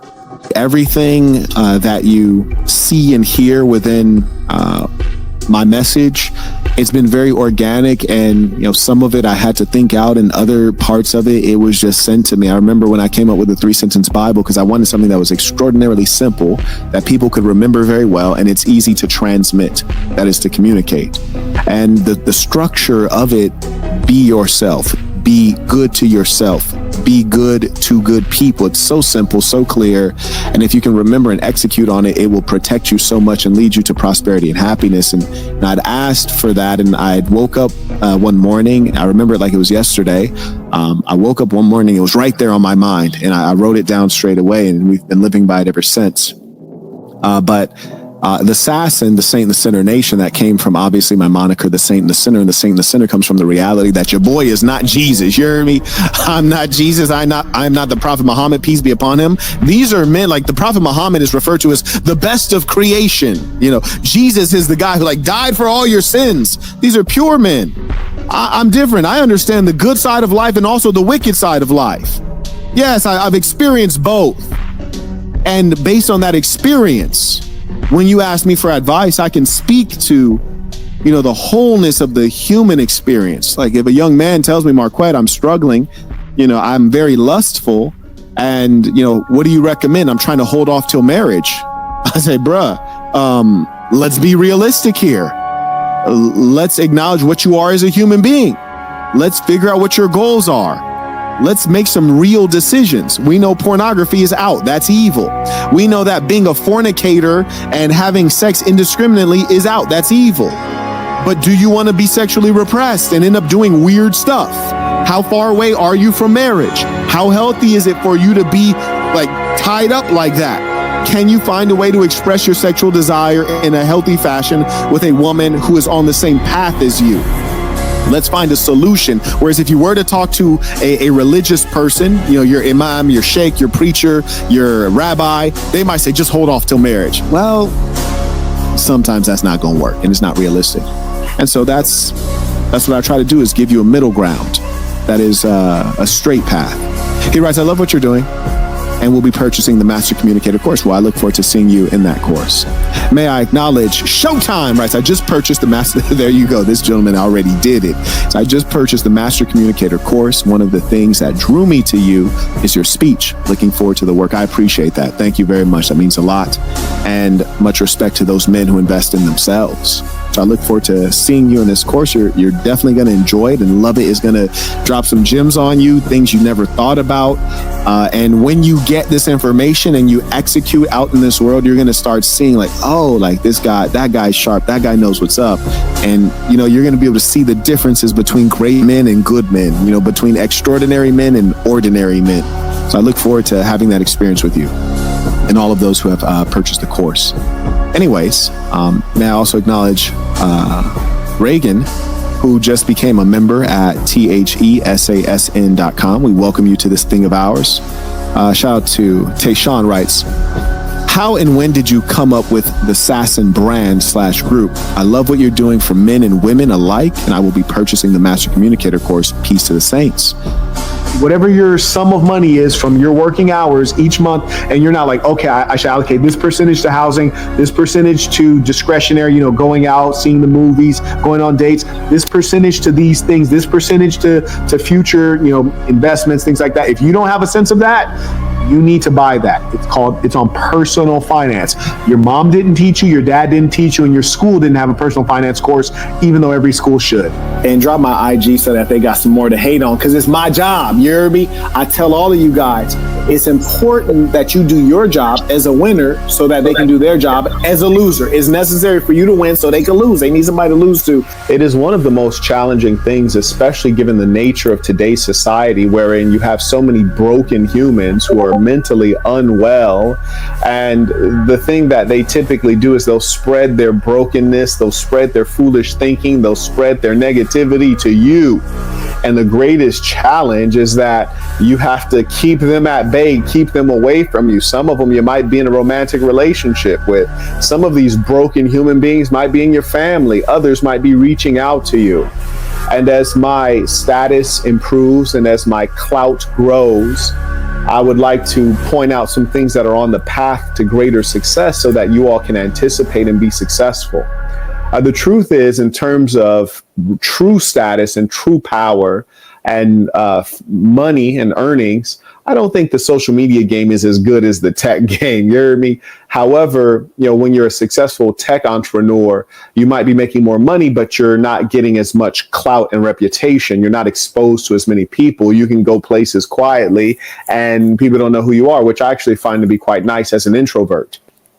As I'm now getting more clout and notoriety, I'm exposed to more persons. The thing that's really fortunate for myself and others when I was in the tech space is that the people I'm exposed to are generally of higher IQ, better family background, higher income. So I'm exposed to people who are more worthwhile. In the social media space, I'm exposed to the general public, most of whom are underachievers, dimwits, and they want something from you. And I want to give a few notes on how to deal with this, but also a couple notes on success in pursuing it and also dealing with challenges. The first piece, in terms of where I'm positioned now, is that you're in a position where you're attractive, and everyone's goal should be to be attractive. Attractiveness is great. Women come to you, guys want to be you, guys want to do deals with you. People think you have something that they want. Being attractive is a good thing, especially if you can attract the people you want. However, sometimes you become universally attractive and people come to you to get something from you.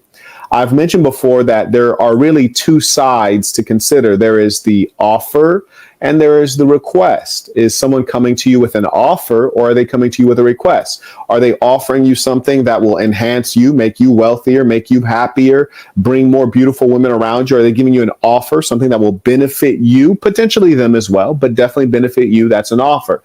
Then there are those who come to you with a request. They need something from you. They're broke. They want some money. They want a loan. They want to collaborate. And the funny thing is, when they want to collaborate on something that benefits them, but not you. Most people are going to come to you with a request. And the worst part about it is that these are the people that you absolutely should not work with under any circumstance. These are the people you should be suspicious of, scared of. These are the people who will hurt you, essentially. And the worst trait about these persons is that they don't have any concept of empathy, meaning they haven't considered, well, how does this benefit the other person? They don't have any concept of reciprocity, meaning, can we win together? They're just thinking about how they can win. They don't have any concept of true friendship. They're not coming to you to build a relationship that'll endure. They're coming to you trying to get a quick win, trying to get a come up off of you. And they don't have real intelligence, because intelligence would tell them if this person's successful, they're clearly smart enough to know that what I'm pitching to them isn't going to help them out. It's just going to help me out. So these are all folks you want to keep at bay. I want to tell a true story. People lied when they say Gandhi was nonviolent.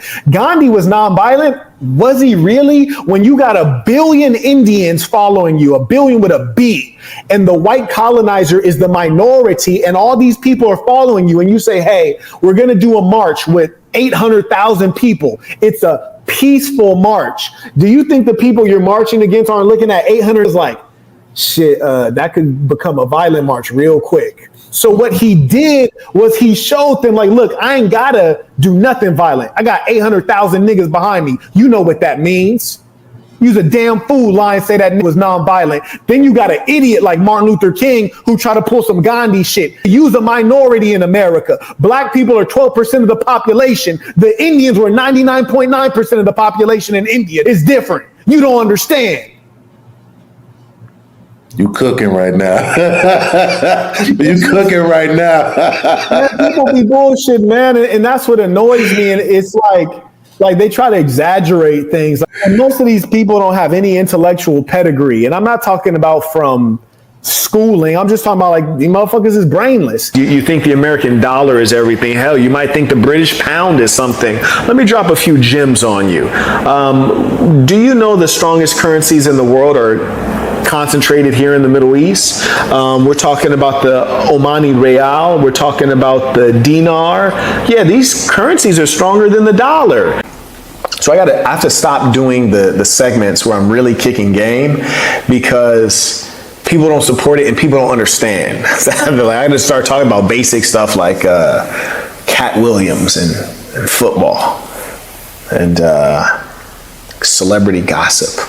I need to stick to the celebrity gossip because it's like, 100 people hear what I'm saying, but only a few really feel me. You dig?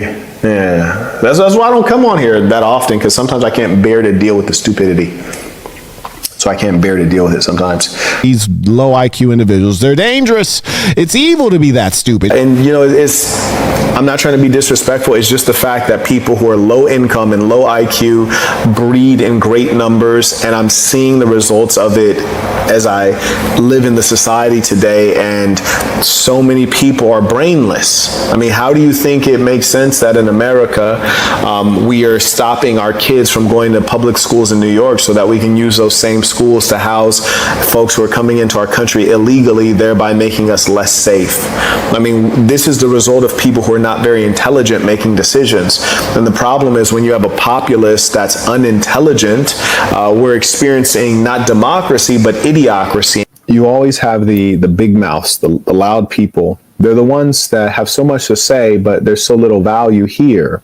So though they have so much to express, they don't have anything of merit to express. That's problematic.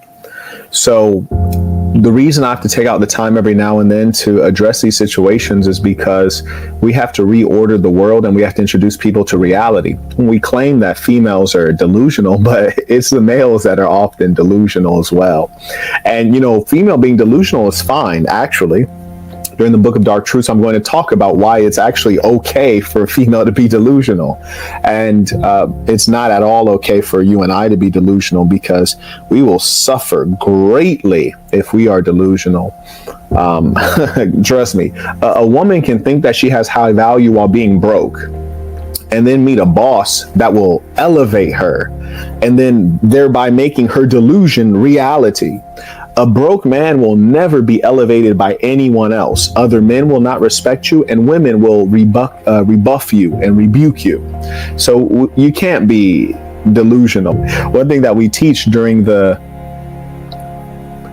men's trip that we had is that you're not special. None of us are special. We're within a special organization. And for a lot of these nerds nowadays, they didn't grow up playing sports, so they don't know what it means to be on a team. They don't know what it means to be a part of something. They didn't play sports. They've not been a part of a corporation. Yeah, they've been a peon working at 7-Eleven, but you're not really on a team. You're just a cashier. But they've not been in a corporation. They've not been on a team. So they don't understand the concept of how to play with the team and how to win with the team. They're psychotic and narcissistic because they grew up playing video games by themselves in a dark room, saying all variety of foul things to their online friends. And so they don't develop social skills or real thinking. That's the challenge. Anyways, let us carry on. Most people are really not ambitious about really making wealth. I can't tell you how often I hear people say they're going to make money, but I know they're lying. And it's not because they don't have the brains, it's because they don't have the willpower. They don't actually want to make money. They're just saying that because in our society, we've been programmed to say that you want to be a millionaire. We've been programmed to say that you want to be financially independent. Most people are comfortable where they're at. That's a fact. And most women, especially who say that they want to earn well, they really don't. What they're operating from is a base of fear.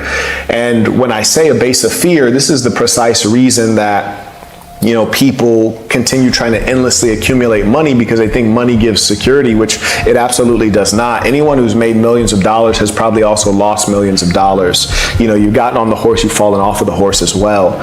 So we realize that there's no security with money, and that's why we keep the money active. We keep the capital active. We keep the money machine spinning, because if the money machines are not spinning, then things are going to dry up for you. It does not make sense that you get taxed on your income. Then you go spend $1. You get taxed on the purchase? Word, you already taxed me. They're stealing from you. Is it to give you basic services? Hell nah. You can't even get health care. But they can always fund a new war. They can always pay for bombs in Ukraine. They can already support Israel. And here's another crazy thing you should wonder about. How in the hell, when that earthquake occurred in Japan, Biden's like, we're going to be there to help. With what money, Brody? With what money? Why? We're not Japanese. We're Americans. What are you talking about? When have the Japanese come in to help us? What are we doing here? And this is nonsense. This is the sick-minded, controlling people in our society trying to exercise power and influence around the world. They want to feel like God. Huh? As a man, yes, I'm talking to men right now. I'm not talking to children. I'm not talking to women, because neither of them stand for anything. As a man, if you stand for something, you better stand up. It's time. And I will repeat and repeat again. If you don't start fighting, you will start suffering. What do I mean? You think if you are a heterosexual man and you continue to allow this filth to spread, you don't think this filth is going to come out and attack you? You don't think it's going to try to marginalize you? You don't think it's going to try to overtake your kids and even overtake your woman? You don't think so? Oh, you be a fool. You be a fool. This is the real pandemic that we're dealing with. We are not in a time of tolerance. It is time to become intolerant. Yes, it's a time to become intolerant. Intelligently so. Truth will set us free. Hell nah, the truth won't set nobody free. Action will set us free. The truth actually has no value. You need to go to the Book of Dark Truth Summit. The truth has no damn value. Are you kidding me? A female can tell you she's a man. Brittany Griner. A male can tell you he's a woman. Caitlyn Jenner. What value does the truth have in these dark times? You need to go to the Book of Dark. You don't understand the world. You need to go to the Book of Dark Truth Summit. That's why I'm happy that I'm doing it. I feel like I'm doing a great good. You crack open your Bible, you crack open your Quran, and still you read it cover to cover and don't even understand the world any better. It's the truth, especially in terms of the Bible, because it's written in metaphor and allegory. And some versions are missing books. The man, I said the man is blessed with the seed. The brother man has the seed, which is life. The seed, which is life, God-given. And then he plants that into the woman, which the woman is the vessel that carries the life. She grows the life. But you need to understand, my brothers, that the life starts with the man. The life begins with the man. So inasmuch as that is the case, it is like the man is the one that said, let there be life. You heard of let there be light, but let there be life. For it starts with the man. So how, my brothers, could the woman be the queen? Could the woman be the god or goddess if the life does not start with her, lest she is implanted with the seed? My brothers, let you all say amen. Let the church say amen if you understand what I'm talking about. Hallelujah. Pish posh, TikTok, snuggle, snuggle, drizzle, drizzle. Get rid of them broke bitches.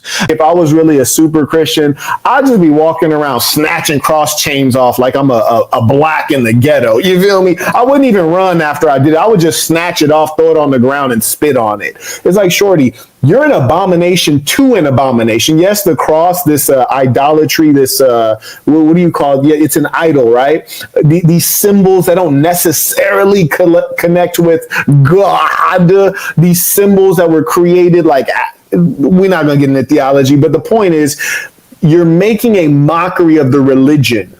You're wearing a cross necklace. You've clearly fornicated well before marriage.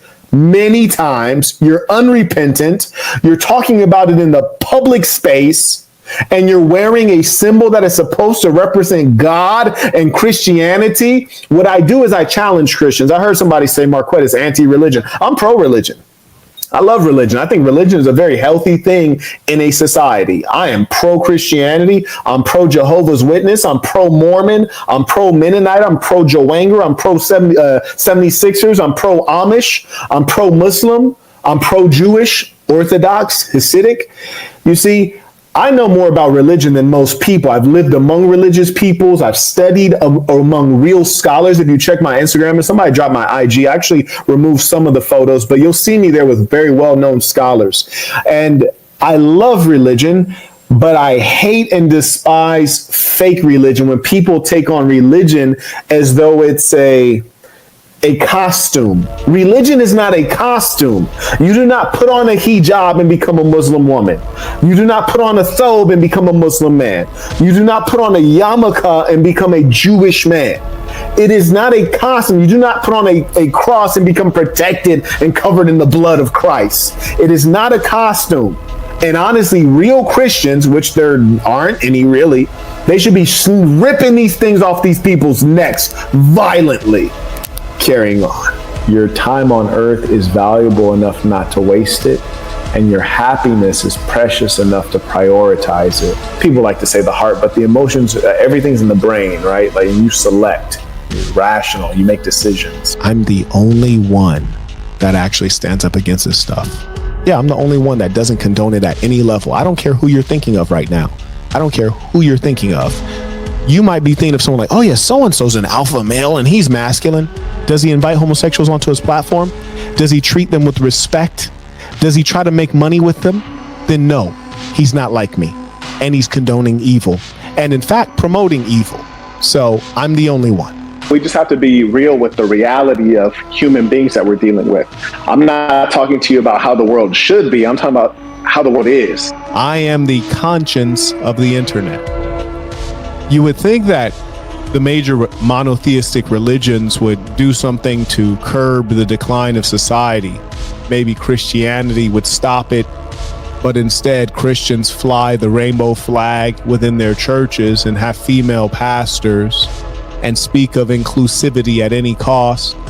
You would think the Muslims, Ramadan Kareem, to all the Muslims. You would think the Muslims would stop it, but they're busy fighting one another and blowing each other up, while the Islamic leadership, the so-called princes and sheikhs in Saudi and United Arab Emirates, they sit in the lap of luxury in Dubai, and they allow their Muslim brothers in the Ummah to suffer in Gaza.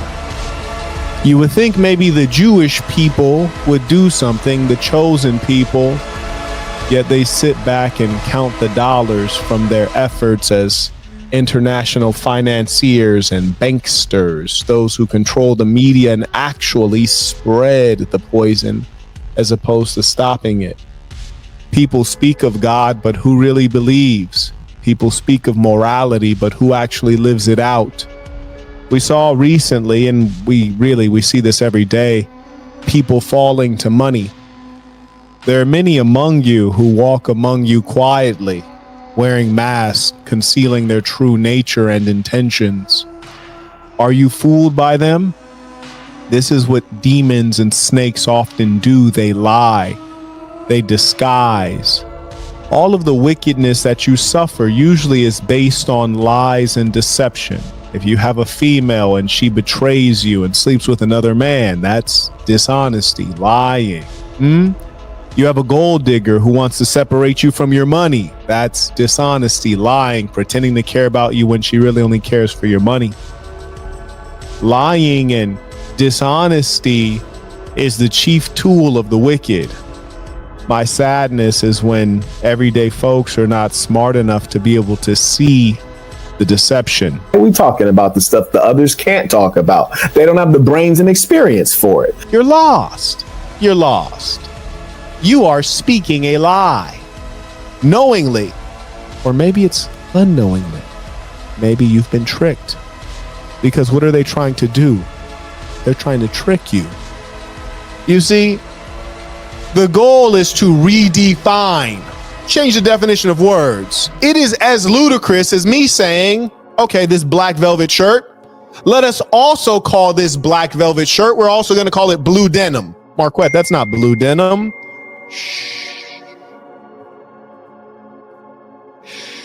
Marquette, that's not blue denim. No. Shh. This is black velvet. It's also blue denim. Shh. That's what's going on. Marquette, that's not a woman. That's a male dressed as a woman. That's not a woman. No, it is a woman. It's a trans woman. Trans woman. Marquette, that's a he. No, it's a she. You're being tricked. The words are being redefined. The words are being redefined. Marriage, this is a word we've always understood. It was defined in religious circles. Marriage between one male, one female. Instead of giving civil unions to those of the same sex who want to engage in same-sex unions, instead of giving them civil unions, which is to acknowledge it's something different, no, they just changed the definition of marriage.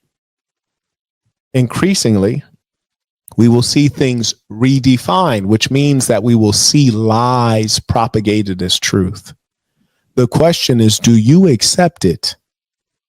When a woman talks to me and she says, oh yeah, no, I'm single, I don't have a partner. I said, partner? What do you mean by that? Then she starts babbling. Then I ask her, do you know where that term comes from? Partner? Oh no, that's just what people say now. Why? Because they're trying to remove gender. Boyfriend, girlfriend, husband, wife. They're trying to remove gender to make that which is abnormal appear normal. So I tell her, I say, this terminology comes from the discourse and the propaganda efforts of the Skittle guzzlers. Do you guzzle Skittles, dear? No, I don't. Are you sure? Yeah, I'm heterosexual. Act like it. Talk like it. You're heterosexual. Act like it and talk like it. And it is our responsibility as a man to enforce that. It is our responsibility as men to enforce that. You're in for a long one today, fellas. But as they say, if you can take it up the backside, you can take a joke. And these are just jokes. These are just jokes. But you's a soft nigga, B. You's a soft nigga. What is all there is. I was literally, may I speak? And thank you to the real men who stand up. Yeah, if you don't ever stand up, you don't ever make your name known, it's not manly. If you're not a builder in the society, it's not manly. If you don't hold the line in terms of principles and integrity, you're not manly. If you don't keep militants, you're not manly. Can you consider yourself a man if you're scared of failure? It's almost comical to me. You think you should have a woman, but you're scared to approach a woman. And it's even more comical in as much as the female is the weaker of the two genders, so you're scared to approach your weaker counterpart that's smaller than you. I mean, how could she ever have faith that you could be a great leader or protector when you're scared of her? So that's why so much of my work is to prepare men for life, which is much bigger than a woman. And that's an important thing for you guys to think through, is like, what are the ramifications of the things I do thoughtlessly? As a man, you cannot be thoughtless. That's where he goes, to the hospital. Okay, I'm gonna have to fix my sound effects. They're not labeled, if you're wondering. So remember that sometimes people grow to look at you in a particular way, and there's nothing you can do to change it, even if it's not accurate.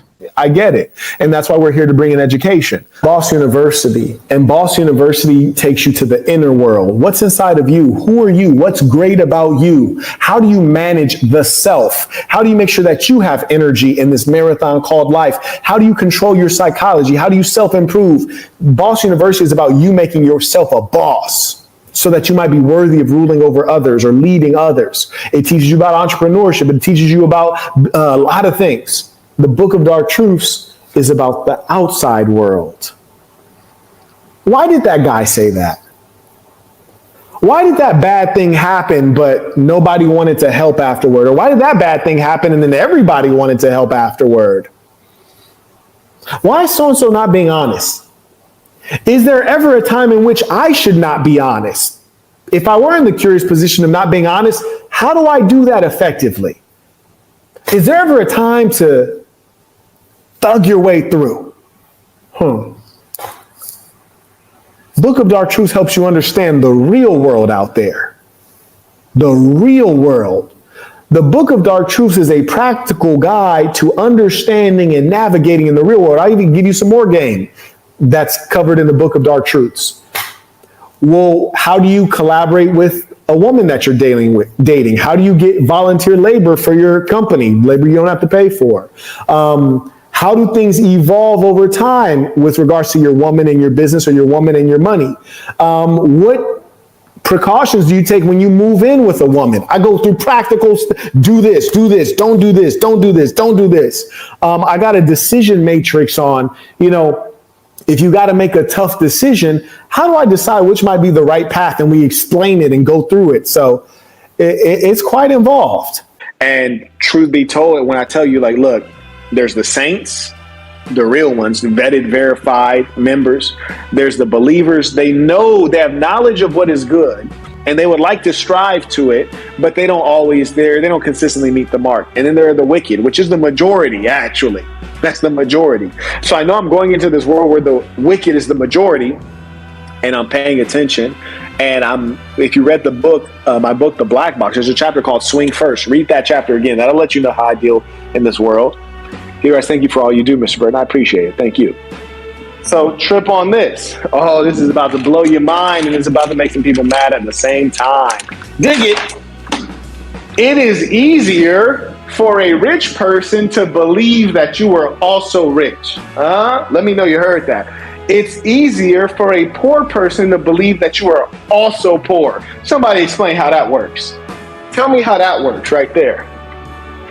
Yeah, if you are around a rich person and you seem to be on the same financial level, they're going to take you for being on that same financial level. You don't have to prove it. They're not going to question it. They're going to believe it.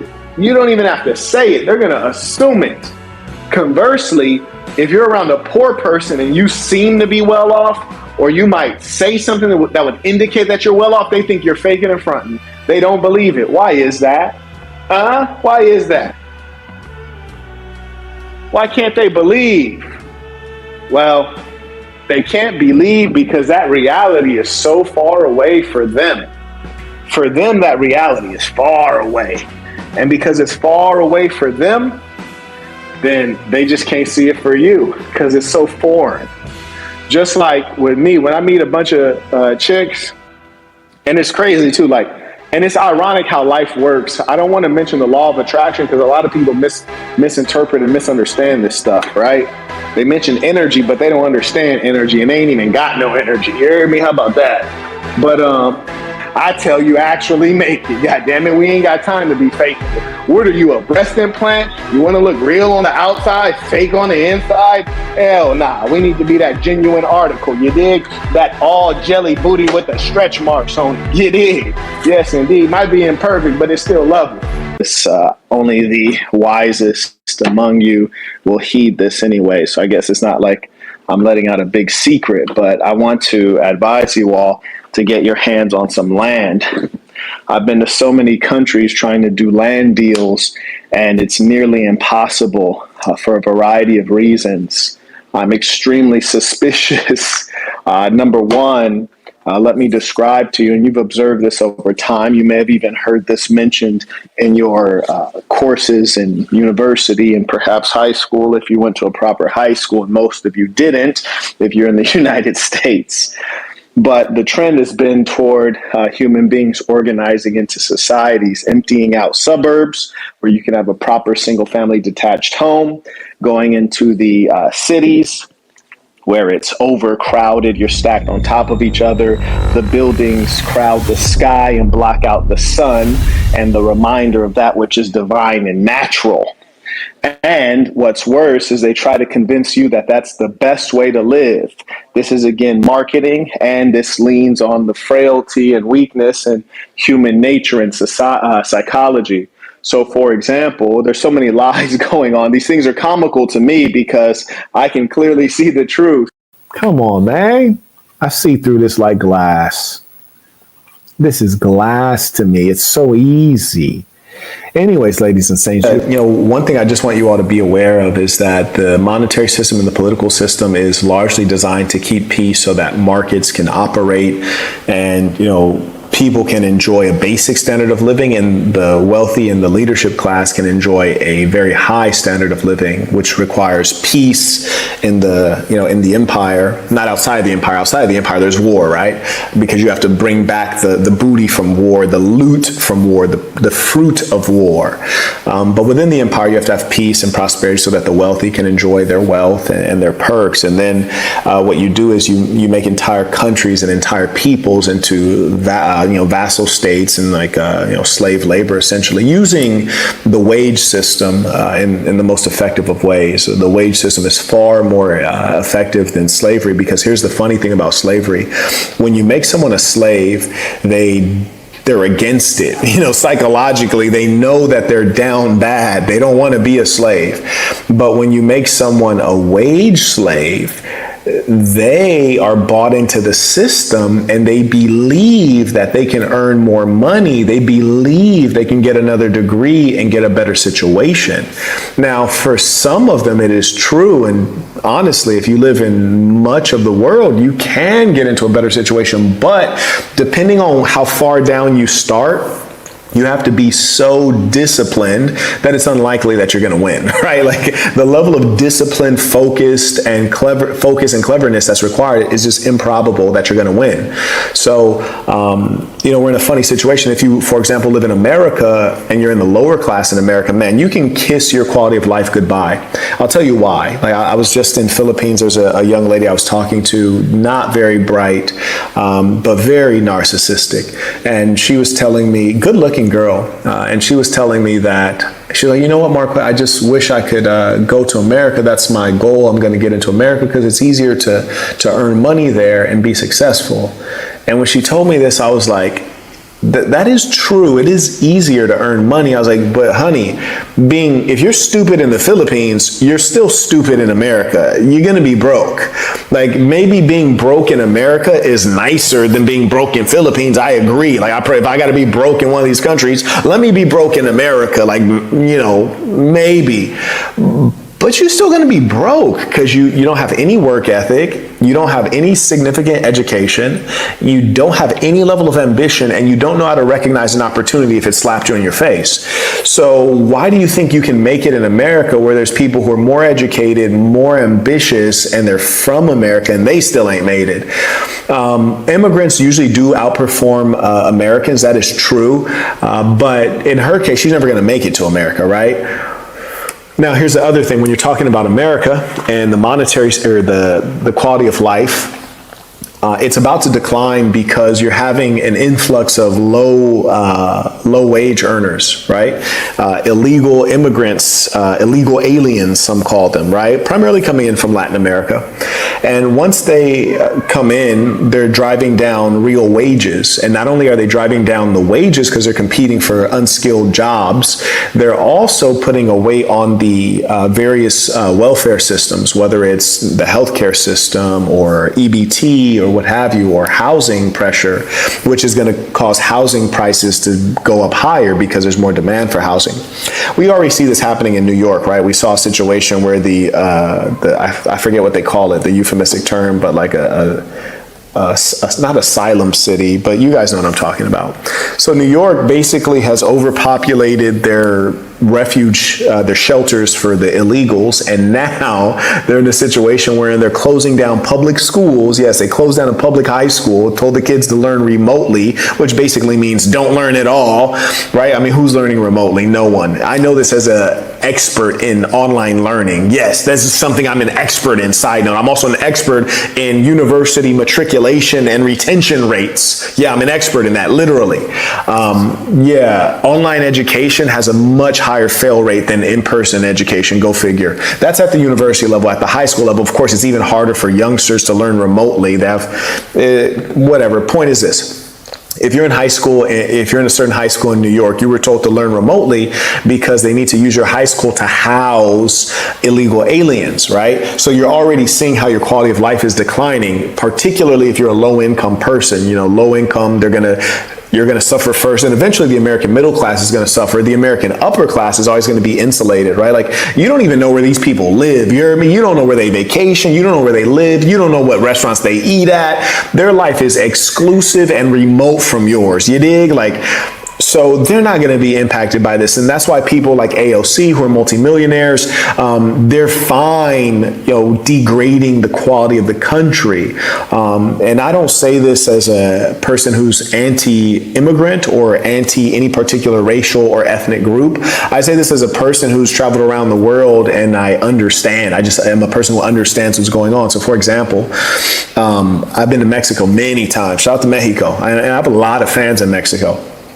The Mexicans, and it's not Mexicans really that are coming through, it's everybody from Latin America. You hear me? They're going through Mexico. And Mexico letting them go through, like, bro, like, go ahead. Andale, mami, ia, uh-oh, what's popping tonight?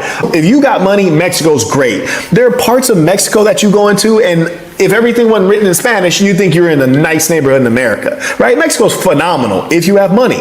People are under the idea that they get to America, that they're just going to get a free ride in a fancy car. And at some level, it's true, but eventually there ain't going to be enough free rides and fancy cars to pass out. And then what happens is that the developed world underdevelops itself.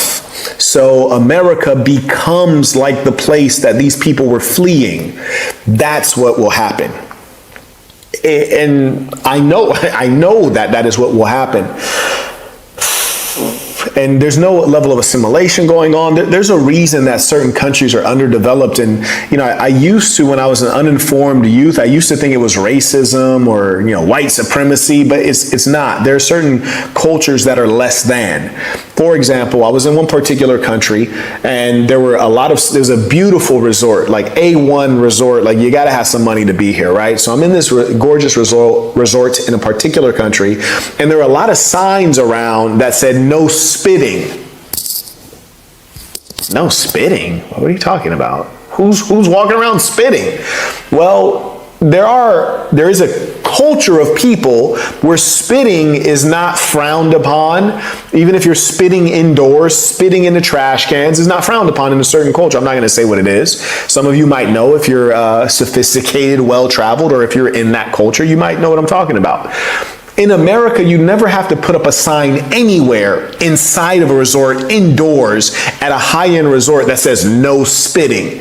But at this particular resort, you have to put up a sign that says no spitting because there's a certain ethnic group of people that are going to spit, which is disgusting. And they don't think it's disgusting because it's their culture. Now, some cultures are less than other cultures. For example, I find Westerners filthy in as much as they walk inside the house with their shoes on. That's filthy. Each culture has certain features that are fairly despicable. No culture is like across the board superior. I've observed this, but certainly in the ways of capitalism, being civil, and things like that, there's some cultures and countries that have an advantage. And if you bring in a high number of persons from a different culture, a lower culture, then they're going to underdevelop your culture. America, for some time now, has not been forcing assimilation, which is to say, if you want to be in America, figure out what that means. Like, learn what it is to be an American. How stupid are people? Very, actually. Let me answer that myself. Very not smart. Very, extremely not smart. Somebody riddle me that. It makes a grand total of 0 cents. It's about what are we going to do as a man? You know, where will our sources of joy be? How will we provide for our families? How will we protect our families? Protecting our families and our interests is not just about us as individuals. It's about who do we have around us as men? What is our financial structure in terms of our personal spending, our knowledge of personal financial literacy, our nature of work? How does it impact our happiness? And so that's all it is. And we know that drinking is a terrible thing. In fact, in the United States of America, they once had prohibition. We had some morals. We wanted to outlaw drinking entirely because it is a detriment to society and, of course, to the individual. You always have to go forward like a fearless lunatic. Enjoy yourself. Time in life is very precious. So don't worry too much, gentlemen. One of the most important pieces of advice I would give myself, and this is why I wrote my book, The Black Box. The Black Box is a story of a young man trying to make it through life, experiencing challenges and learning lessons and, going through self-doubt. And self-doubt is basically fear, and fear should not be your God. It will devour you. And if I could give myself any bit of advice as a younger man, I would say, don't be scared. Everything's going to work out perfectly.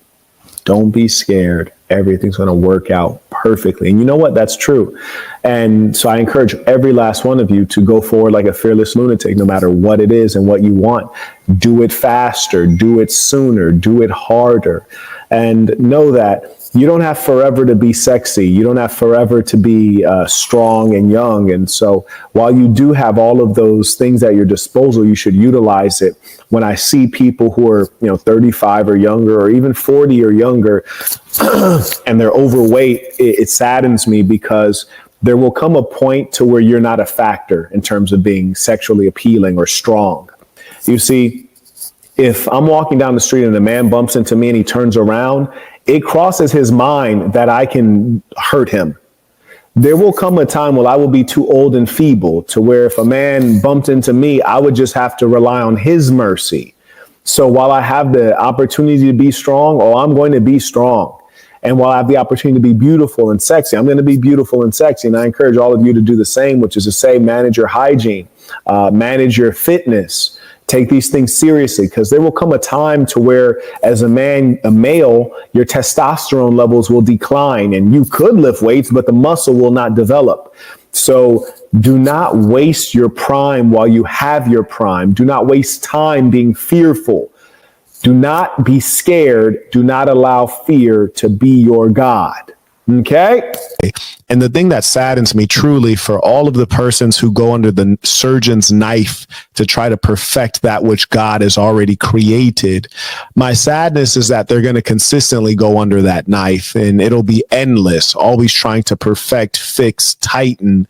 And you have to respect that human beings age. We will not be tomorrow the way we were today. And let us use our youth and our strength and our vitality while we have it, but let us also respect wisdom and respect age and respect the years as they go, instead of trying to be immortal. And that's the key. It's not all these externalities and these material things. These are things that you use to fill up your inside, because your inside is empty. When you really build up your inside with knowledge, with love, with peace, with spirituality, you don't need any of the bullshit. And the best thing is, if the bullshit, the money, the cars, the women, if all that disappears, you still the big homie. I'm a boss even if I don't run a company. You dig? I got a CEO mindset. Even if I lost all my companies today, I'm still thinking like a boss. I'm still living like a boss. And that's what I'm telling you guys, is to stay focused on that shit. This is a mental game. And that's why a homeless man, if he had the game, which is priceless. If a homeless man all of a sudden could take my brain and put it in his head, he wouldn't be homeless for more than a night. One thing I want to, while I have your attention, that I want to share with you all is I'm often reflecting on happiness, right? How do you maintain happiness? How do you grow happiness? And I often am able to observe the way we take ourselves away from happiness. And there's certain common emotions that we get, but we don't think enough on it. Like, for example, anxiety. You feel anxious or maybe worried or tense. Where did the feeling come from? This morning, I was thinking on anxiety, and I was trying to remember the first time I ever felt anxious or like worrisome or like I was like anticipating something too much. The good news about losing money versus losing other things like losing a loved one, losing your health, losing a limb, money is infinite. That's the good news. The challenge, though, is we don't have control of our mind. And so our mind runs away with us like, I'll never be rich again. I'll never be that successful again. And you will, actually, if you stay intense, you buckle down and you get focused. And the most important thing you have to remember, and this is something about being a hustler, and that's why I love having grown up around real hustlers, the kind of guys who say things like, if they still printing money, I could still make some money. You hear me? The kind of guys that say, look, if you don't run out of game, you don't run out of money. And so they keep these phrases working in your head and working on your psychology so that money is infinite. And here's another thing. I got a track, and when you listen to my music, check out the Saint in the Center on Spotify, Apple Music, everywhere that you stream music, you hear real stories. You feel me? Like there's no exaggeration in there. I had a track where I said, I lost 900,000, money come and go. The opposite of my bottom hoe. She never tell me no.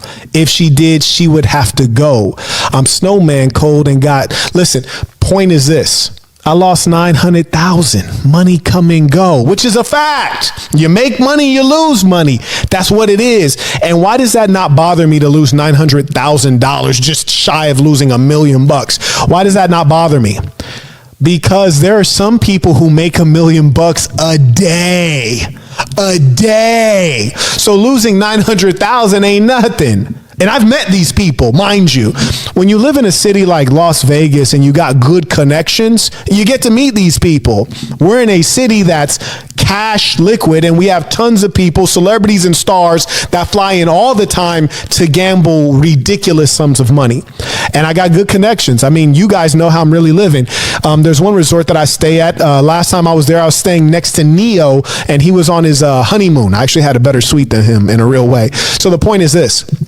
I see these people all the time, and shout out to who's a little Hawaiian looking kid, for Bruno Mars. I went to his concert; it was terrible. But shout out to Bruno Mars, because Bruno Mars is always in Vegas, and man, that ball owes so much money to MGM. It's crazy. I wouldn't speak on it except that it's now public news. It's been public news for a couple months. But the point is, should I worry about losing 900,000 when there's people who make $1 million a day? And then my question is, how can I be one of those people who make $1 million a day? How much money did Jeff Bezos make an hour? 900,000. That's nonsense. If I did it once, I can do it again. But anyways, happy people don't focus on tearing down other people. So surely those who would issue a negative word in your direction are unhappy or envious or bored, something that's not good, right? Now, should you feel superior to them? Well, in all likelihood, if you're happier, you are superior to them.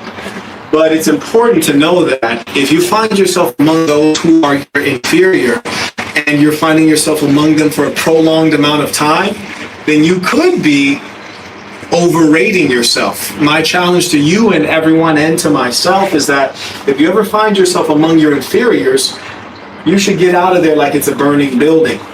Because trust me, they will only start to attack you because their inferiority will drive them toward jealousy. So it is for your own safety that you get away from them, and it is to set things right that you get away from them and you get among birds of your feather. And the truth is, much of what we will have in life will come from the works that we've done in our early 20s. So I'd encourage you to really be strategic in asking, well, what's my next step after this, after I graduate? And to have a good next step going into a strong job or going into a meaningful entrepreneurial venture, you should be doing internships at high-ranking companies right now. I think a lot of people don't do college the right way. They focus on high grades. What you really need to focus on are a high number of contacts with hiring managers. Those are the important people to be linking up with right now. That's why I like being here. Like, never listen to a sucker's mentality. I remember so many times in life, people say, oh, isn't that competitive or isn't that difficult? And I think, yeah, it's difficult and competitive, but I'm a competitor. Let's get it. Just, you can't let average people poison your mind. Sure, you'll have to deal with average people in life. They'll work for you. You got to keep driving them. That's why I don't like communists, because they don't make any sense. A communist would say, if a worker helps a business make $100,000, why doesn't the worker get more of the profit? Why are you only paying the worker $30,000 if they were able to create $100,000 in value? Well, they didn't create $100,000 in value. We had to give them structures. We had to give them systems. We had to put them within a company. We had to connect them with other people. We had to make them show up to work on time. We had to give them guidance. We had to give them training. All those things to extract the $100,000 of value out of that individual worker, because they couldn't extract it out of themselves, because they don't have the discipline and the self-belief to get it out of themselves. So we had to create this whole superstructure to pull it out. That's what you're here to do, Saints. You're the leadership class. You pull out the greatest value and you get the greatest reward. I'm missing sunlight and the ocean to talk to you, and I owe you something? Come on, bro. Like, where do you guys get this stuff? It's amazing. It's amazing. Amazing. Carrying on. Let's get back to this work. And the reason I have these conversations, I take out time to have these conversations, not because it annoys me that much, but rather because I know your father did not take out the time. I'm taking out the time because your father didn't take out the time. And I don't want you to sound like a fool when it counts. Right now, it doesn't count as much, but it will count when you're at your job and you're trying to move up the corporate ladder. It will count. Just because people repeat things doesn't mean it's true. If it's a saying, that doesn't mean it's true. In fact, it's more likely that I believe you're a low IQ individual. Just like if an individual says something like, don't knock it till you try it. That's a saying. It's been said many times. Does that mean it's true? No. This is a flaw in the human mind. Things get repeated and you accept it as true. This is how you become a Christian. This is how you become a Muslim. You hear these stories repeated, you grow up on them, and then hear, oh, it's the truth, right? Like you're making up a story right now. I don't believe you. This is nonsense. Anyways. This comparison basis, that is the thing that steals happiness. It's very well documented historically among wise men that comparing yourself to your neighbor is the surest way to lose out on happiness. I encourage you to be yourself, keep your nose clean, stay out of trouble, try to amass a fortune, and have a family that gives an example of how to live and push the society in the right direction. Family, yes, family is a critical piece.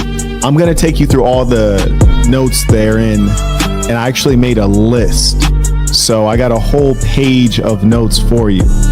Number one, if you haven't seen the Godfather movie, I would never tell you to turn off my stream, but turn off my stream, watch the movie, and then come back. I don't want to ruin the movie for you because it is indeed a classic, and it's very rare that you get a piece of cinematic art that represents a time period so well, represents an organization, represents a culture, and has so many lessons embedded in it. So I don't want to ruin that for you. But for those of you who have seen The Godfather, let us carry on. Number one, you'll find that the entirety of the movie is really marked by culture. Culture is that thing that regulates your thinking, your behavior, and it allows each person within a culture to be predictable at some level. For example, with the Italians, you know how they're going to greet you. You know how they're going to dress. You even know how their hair is going to be styled. You know who they view as a part of their family or a part of this thing of ours. You know what groups or what ethnicities they look down on. These are all aspects of culture, and you find culture is extremely strong within this movie. But the important thing for us to learn from this is that it's a culture that you self-select into, which really are the most powerful cultures. Because at the end of the day, to be born Vietnamese, Italian, Peruvian, etc., now what does that really mean if you didn't choose to be that? And, I appreciate those of you who support the work, because I don't get on here babbling. I get on here giving you information that is evergreen. You can look at this information 5 years from now. If you stay sharp out there, you should be able to get a sense of these things. Like, you don't want these things to catch you off guard. That's when it hurts the most. And I often use boxing as a metaphor, because it isn't a great metaphor, in as much as they say it's the punch that you don't see that will knock you out. It's the punch that you don't see that will hurt you. Similarly, if you did not see that your wife could possibly be an adulterer, a liar, a deceiver, then it's going to hurt all the more, because she's torn away a fantasy and torn away a lie that you've sustained yourself on. So I'm encouraging all of you not to be investigators, but to be sharp and to be mindful. And also, you're a man, you're a leader. You are one who is a designer of your life, and design a life where there are fewer opportunities, where human beings have less time to deal with the burden of temptation. So, if you have a woman that's working with a bunch of guys, then we should be trying to design a situation wherein she works in a female-dominated field, or in an office with all women, or she works remotely, or she works for you, or she works with one of the lady saints. That's what you should be trying to design. And Boss University is the lowest cost of all of them. And you guys, if you observe over time, you'll see my sincerity. So Boss University is the lowest cost course of those three that you mentioned. And I don't know who you are or where you are at in life. I don't know what season of life you're in, but presuming that you're, an everyday man, I recommend that you first would start with Boss University, which is the lowest cost course. So if I was trying to make money, I would say start with Book of Dark Truths, because I think that's the most expensive one. Honestly, I forget exactly what the prices are, because I don't care that much. But I think Book of Dark Truths is the most expensive one. I don't recall, but I know for sure that Boss University is the lowest cost by far. I think it's like 500 something bucks. So it's the lowest cost by far. It's quite an involved course, in as much as there's a lot of content there. It's across various subject areas that are critical to a man becoming a boss. First a boss of himself, and then he'd be worthy to be a boss of others. That's a foundational course with foundational mindset. I frankly wouldn't even feel comfortable with someone going into the Book of Dark Truths without having that foundation. So I recommend that as a place to start. Now, if you're just like, hey, I want to speak better, I want to communicate better, that's my focus, go get Master Communicator course. That's not necessarily like a graduation thing. Master Communicator course, go get it.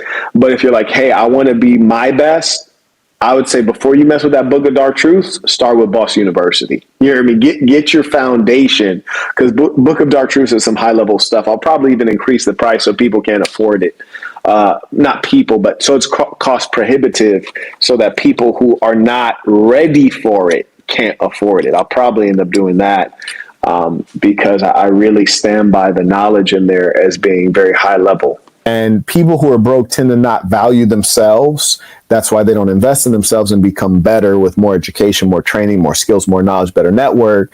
And because they don't value themselves and invest in themselves, and they don't have any money anyways, they create a false ideology to, justify their existence and feel good about their low level. So they're like, yeah, that's too expensive. That's a scam. They're scamming people. No, it's not a scam. They're setting a price, and if you want the good or service, then you pay the price. If you don't value the good or service, you don't pay the price. That's all there is to it. It's very simple, just like this shirt, right? If I charge $30 for the shirt, it is what it is. If you like the shirt, pay your $30. If you don't like the shirt, don't pay it. Or if you like the shirt and you think $30 is too much, then don't pay it. It's simple. There's no scamming.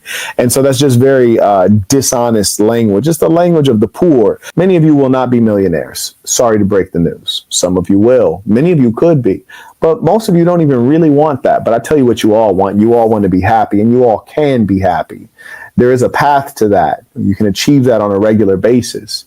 But the moment at which you keep on comparing yourself, your happiness will be stolen from you. And guess who did it? You did it to yourself. But I'll tell you this.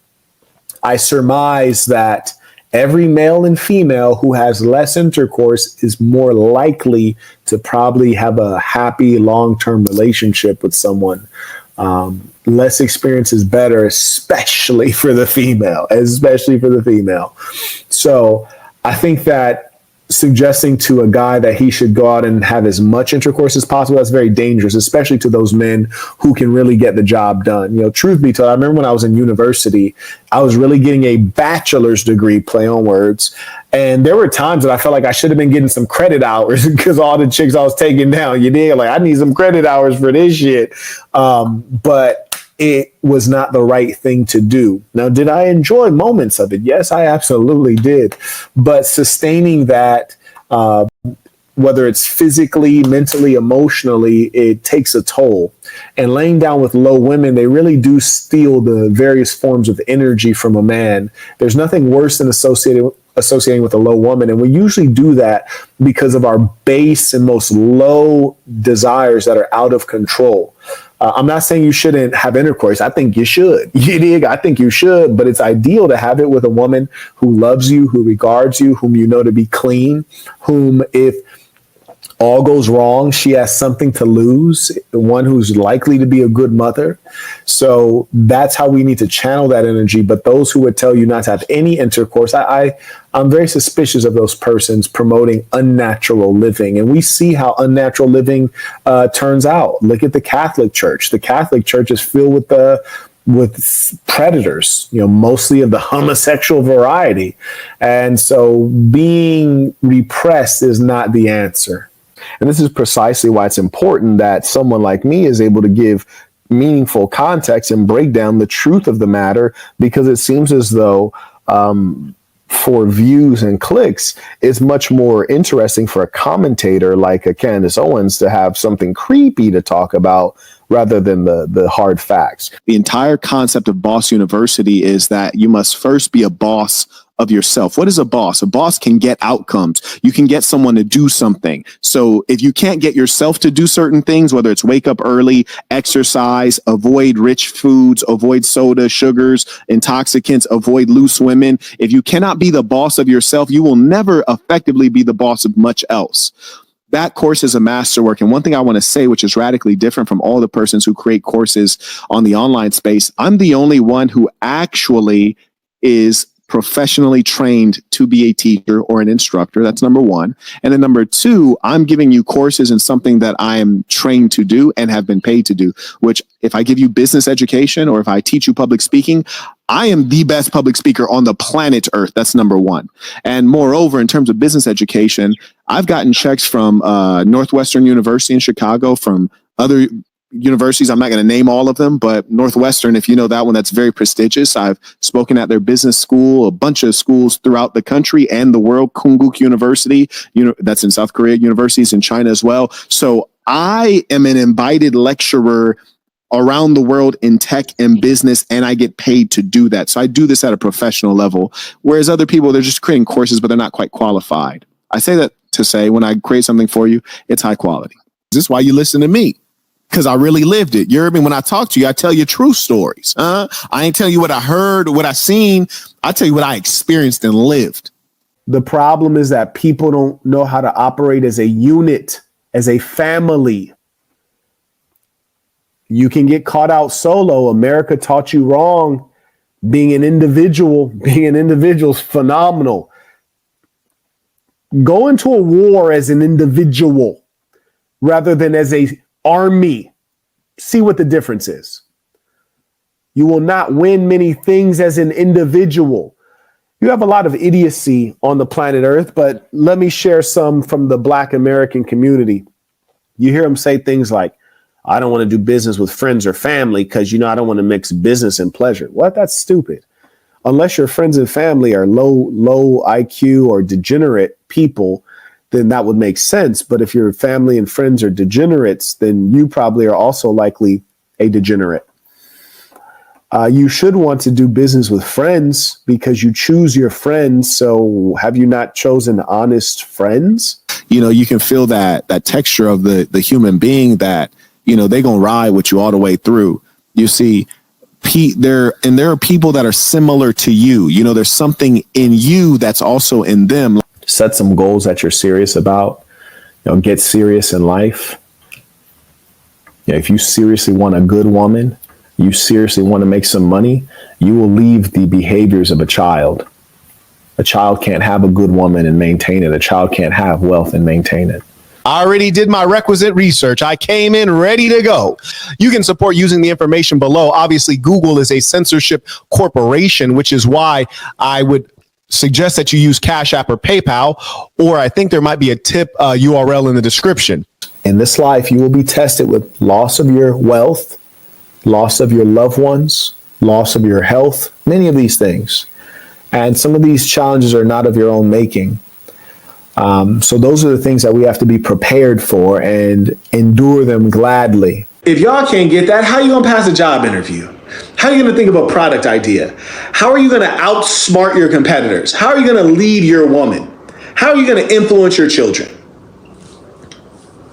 Come on. Those are called the facts, okay? And you have to be on your P's and Q's. I got a live session that I'm going to do within 24 hours, probably much sooner than that. It's going to be, broadly on self-improvement and business and entrepreneurship, but I have some very specific things that I'm going to address that'll be greatly beneficial to all of you. I highly recommend you tune in. I got my notes together for it. And when I do my proper lectures, they're always well-researched, they're well thought out. And more importantly, I'm speaking not only from what the science might say, but also speaking from experience, an experience that very few have. And that's why uniquely, you see a lot of these guys in the YouTube game, all they've done is YouTube. They don't have much life experience. Not only have I seen the world spin many, many times, but in addition to that, I've been living well for quite a long time, well before YouTube. I've had experiences well before YouTube, been in many industries, and so I can really tell you what's real, not from guesses. Life is too serious for you to rely on someone else's guesses. You feel me? You want to deal with what is factual and reliable. And if I don't know something, I just tell you I don't know. You see, I never purport to be God, the beacon of all knowing. I am the beacon of all knowing. No, I am merely a man. I'm merely a man. I just happen to be a wise man, of which there are very few. Really think about the moves you make. Think about how you do certain things. Just be thoughtful as men. Be thoughtful as men. Think about the impact of what you do, the impact of what you say. Think about, don't just think 1, 2, 3, 4, 5. And let me give you guys some advice on being successful and being a good leader. Good leaders, you're not just thinking for yourself. You're thinking for others as well. You see, intelligent people, we have to think for ourselves and think for others. And knowing that I'd be susceptible to others' poor thinking, you guys might have to think for yourself and think for your wife. You might have to think for yourself and think for your children. You have to plan for yourself and plan for your family. So men, be thoughtful, pay attention. Men are the ones who hold the line in terms of values, morals, and culture. Be aware. Pay attention, folks. Be sharp out here. Think about consequences and impact. Anyways, carrying on. If you don't want to be a dusty black male, I'll give you some advice. Do things with purpose. Number 1, value your own time. Try to draw $1 out of your time. Don't emulate the female, because there are things that a woman can do that a man cannot do. For example, a woman can, put a camera on and just brush her hair, and guys will watch it. In fact, there are guys who will pay money to see that. No one's going to pay money to see you brush your hair. At the end of the day, if one is qualified to be the king, then he can deal with all things involved in being a king. A king's appetite, a king's burdens, and a king's privileges. So I appreciate that. And that's why I always remind you, gentlemen, you guys are leaders, and everything that is involved with you being a man, that is an appropriate weight for you. It's not too much weight. It's an appropriate weight, and you should enjoy lifting it. A man speaks with purpose. What are the consequences? What outcome am I seeking? You need to be thankful to be here. Stop doing crazy stuff. Respect your life, Brody. Come on, man.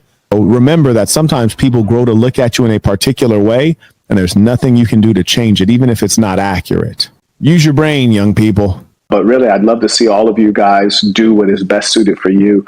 Not everyone wants to be rich. Not everyone wants to be an entrepreneur. But all of you guys have a dream that is your own. And I'd love to see you achieve it sooner than later. You know how to earn, you know how to build product-based businesses. You're always going to be good to go.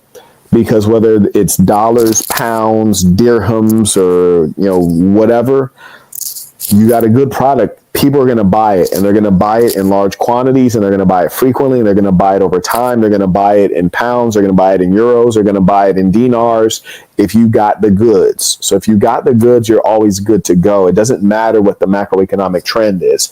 People are always going to need to wipe their butt. So they're always going to buy toilet paper. They're always going to need clothes on their back. There's always going to be poor people. There's always going to be wealthy people. So there'll be a market for wealthy people buying luxury clothes and high-end stuff. And there'll be a market for people trying to save $1. There's never been an economic situation wherein people stopped buying. People must consume unless we're all farmers, right? If we're all farmers, then great. You know, people farm, make their own food, and, you know, make their own clothes at home. We're not in that era.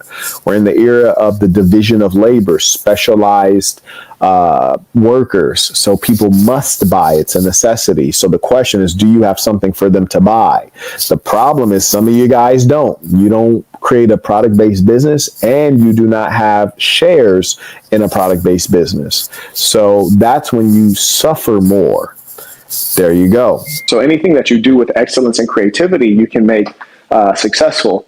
And you can also find ways to do it remotely or part-time or at a high level. You know, there's some people who are barbers, but they're only barbers for celebrities. If you're not a celebrity, they won't cut your hair, right? And they charge a premium. So those are the things that you have to consider as you're building. The gentleman said he created a $2 bill honoring Donald Trump's potential second term. That's actually quite smart and timely. Always good to do it before you get the jump. And he writes it's on imagineonward.store. So that's his URL. Check him out. You spend your dollar with those who do not love you, never to see those dollars return to your community. And for your ignorance, you blame your economic ills on systemic racism rather than your own enduring ignorance. But let us not wallow in the valley of despair, for I have a plan. I have a plan, I say, for ensuring that one day our people will rise up and be truly proud, for we know who we are. And like the Armenians, we know our history, and that enslavement was a mere blink in the long history of the black man and woman. I have a plan that one day on the red hills of Georgia, the sons and daughters of black nuclear families will sit together with white and Asian children in true equality, not because we say they are equal, but because our children prepare, perform, and achieve at equal levels. I have a plan, I say. I plan for ownership. For a time, our ancestors were owned by enslavers, and today some of you still are. Do you own yourself while you sit in a government jail cell? Do you own yourself? The simple remedy is ownership. Owning yourself, owning the jobs, owning the police force. I have a plan, I say. And to see this plan through, all it takes is intelligent and consistent work. We will be able to hew out of the valley of material lack a stone of hope. With this plan, we will draw on our internal wealth to manifest the material abundance which we have been denied since we arrived on a slave ship named Jesus. Our grandmothers and grandfathers endured the hard part. Sit-ins, incarcerations, marching, and protest demonstrations. We must take the liberty of sitting at the front of the classroom. Above all, the plan is for financial freedom, true ownership. So I invite you to work with me in executing this plan so that the dream is not just a dream. Everything's going to work out. Don't stress. Don't feel like you're struggling. And number two, to enjoy the whole way through. enjoy every moment of it. You won't always have your hair. You won't always have your good looks. You won't always have your strength. You won't always have certain friends. They'll be deceased.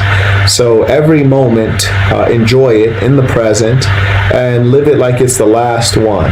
And I just want to encourage you guys to seek greater meaning. There's so many of these clowns on the internet that are talking about, I want to be a millionaire. I'll teach you how to be a millionaire. Or I'm going to be a billionaire. It's like, getting money is fantastic. I highly recommend it, but that's not the measure of a man or of anything. So sometimes you go brain dead watching life, forgetting to live life. What I mean is that you should be asking yourself, am I watching life right now, or am I living life? And every time you should be trying to live life. Ladies and saints, let us end this with our tradition. With the creed of the assassin. Repeat after me with full conviction, knowing this is true of you. The creed of the assassin. I am going to be who I truly am. Because I am remarkable. And I'm going to strive every moment To show the greatest part. To show the greatest part. to show the greatest part of who I am. Until next time.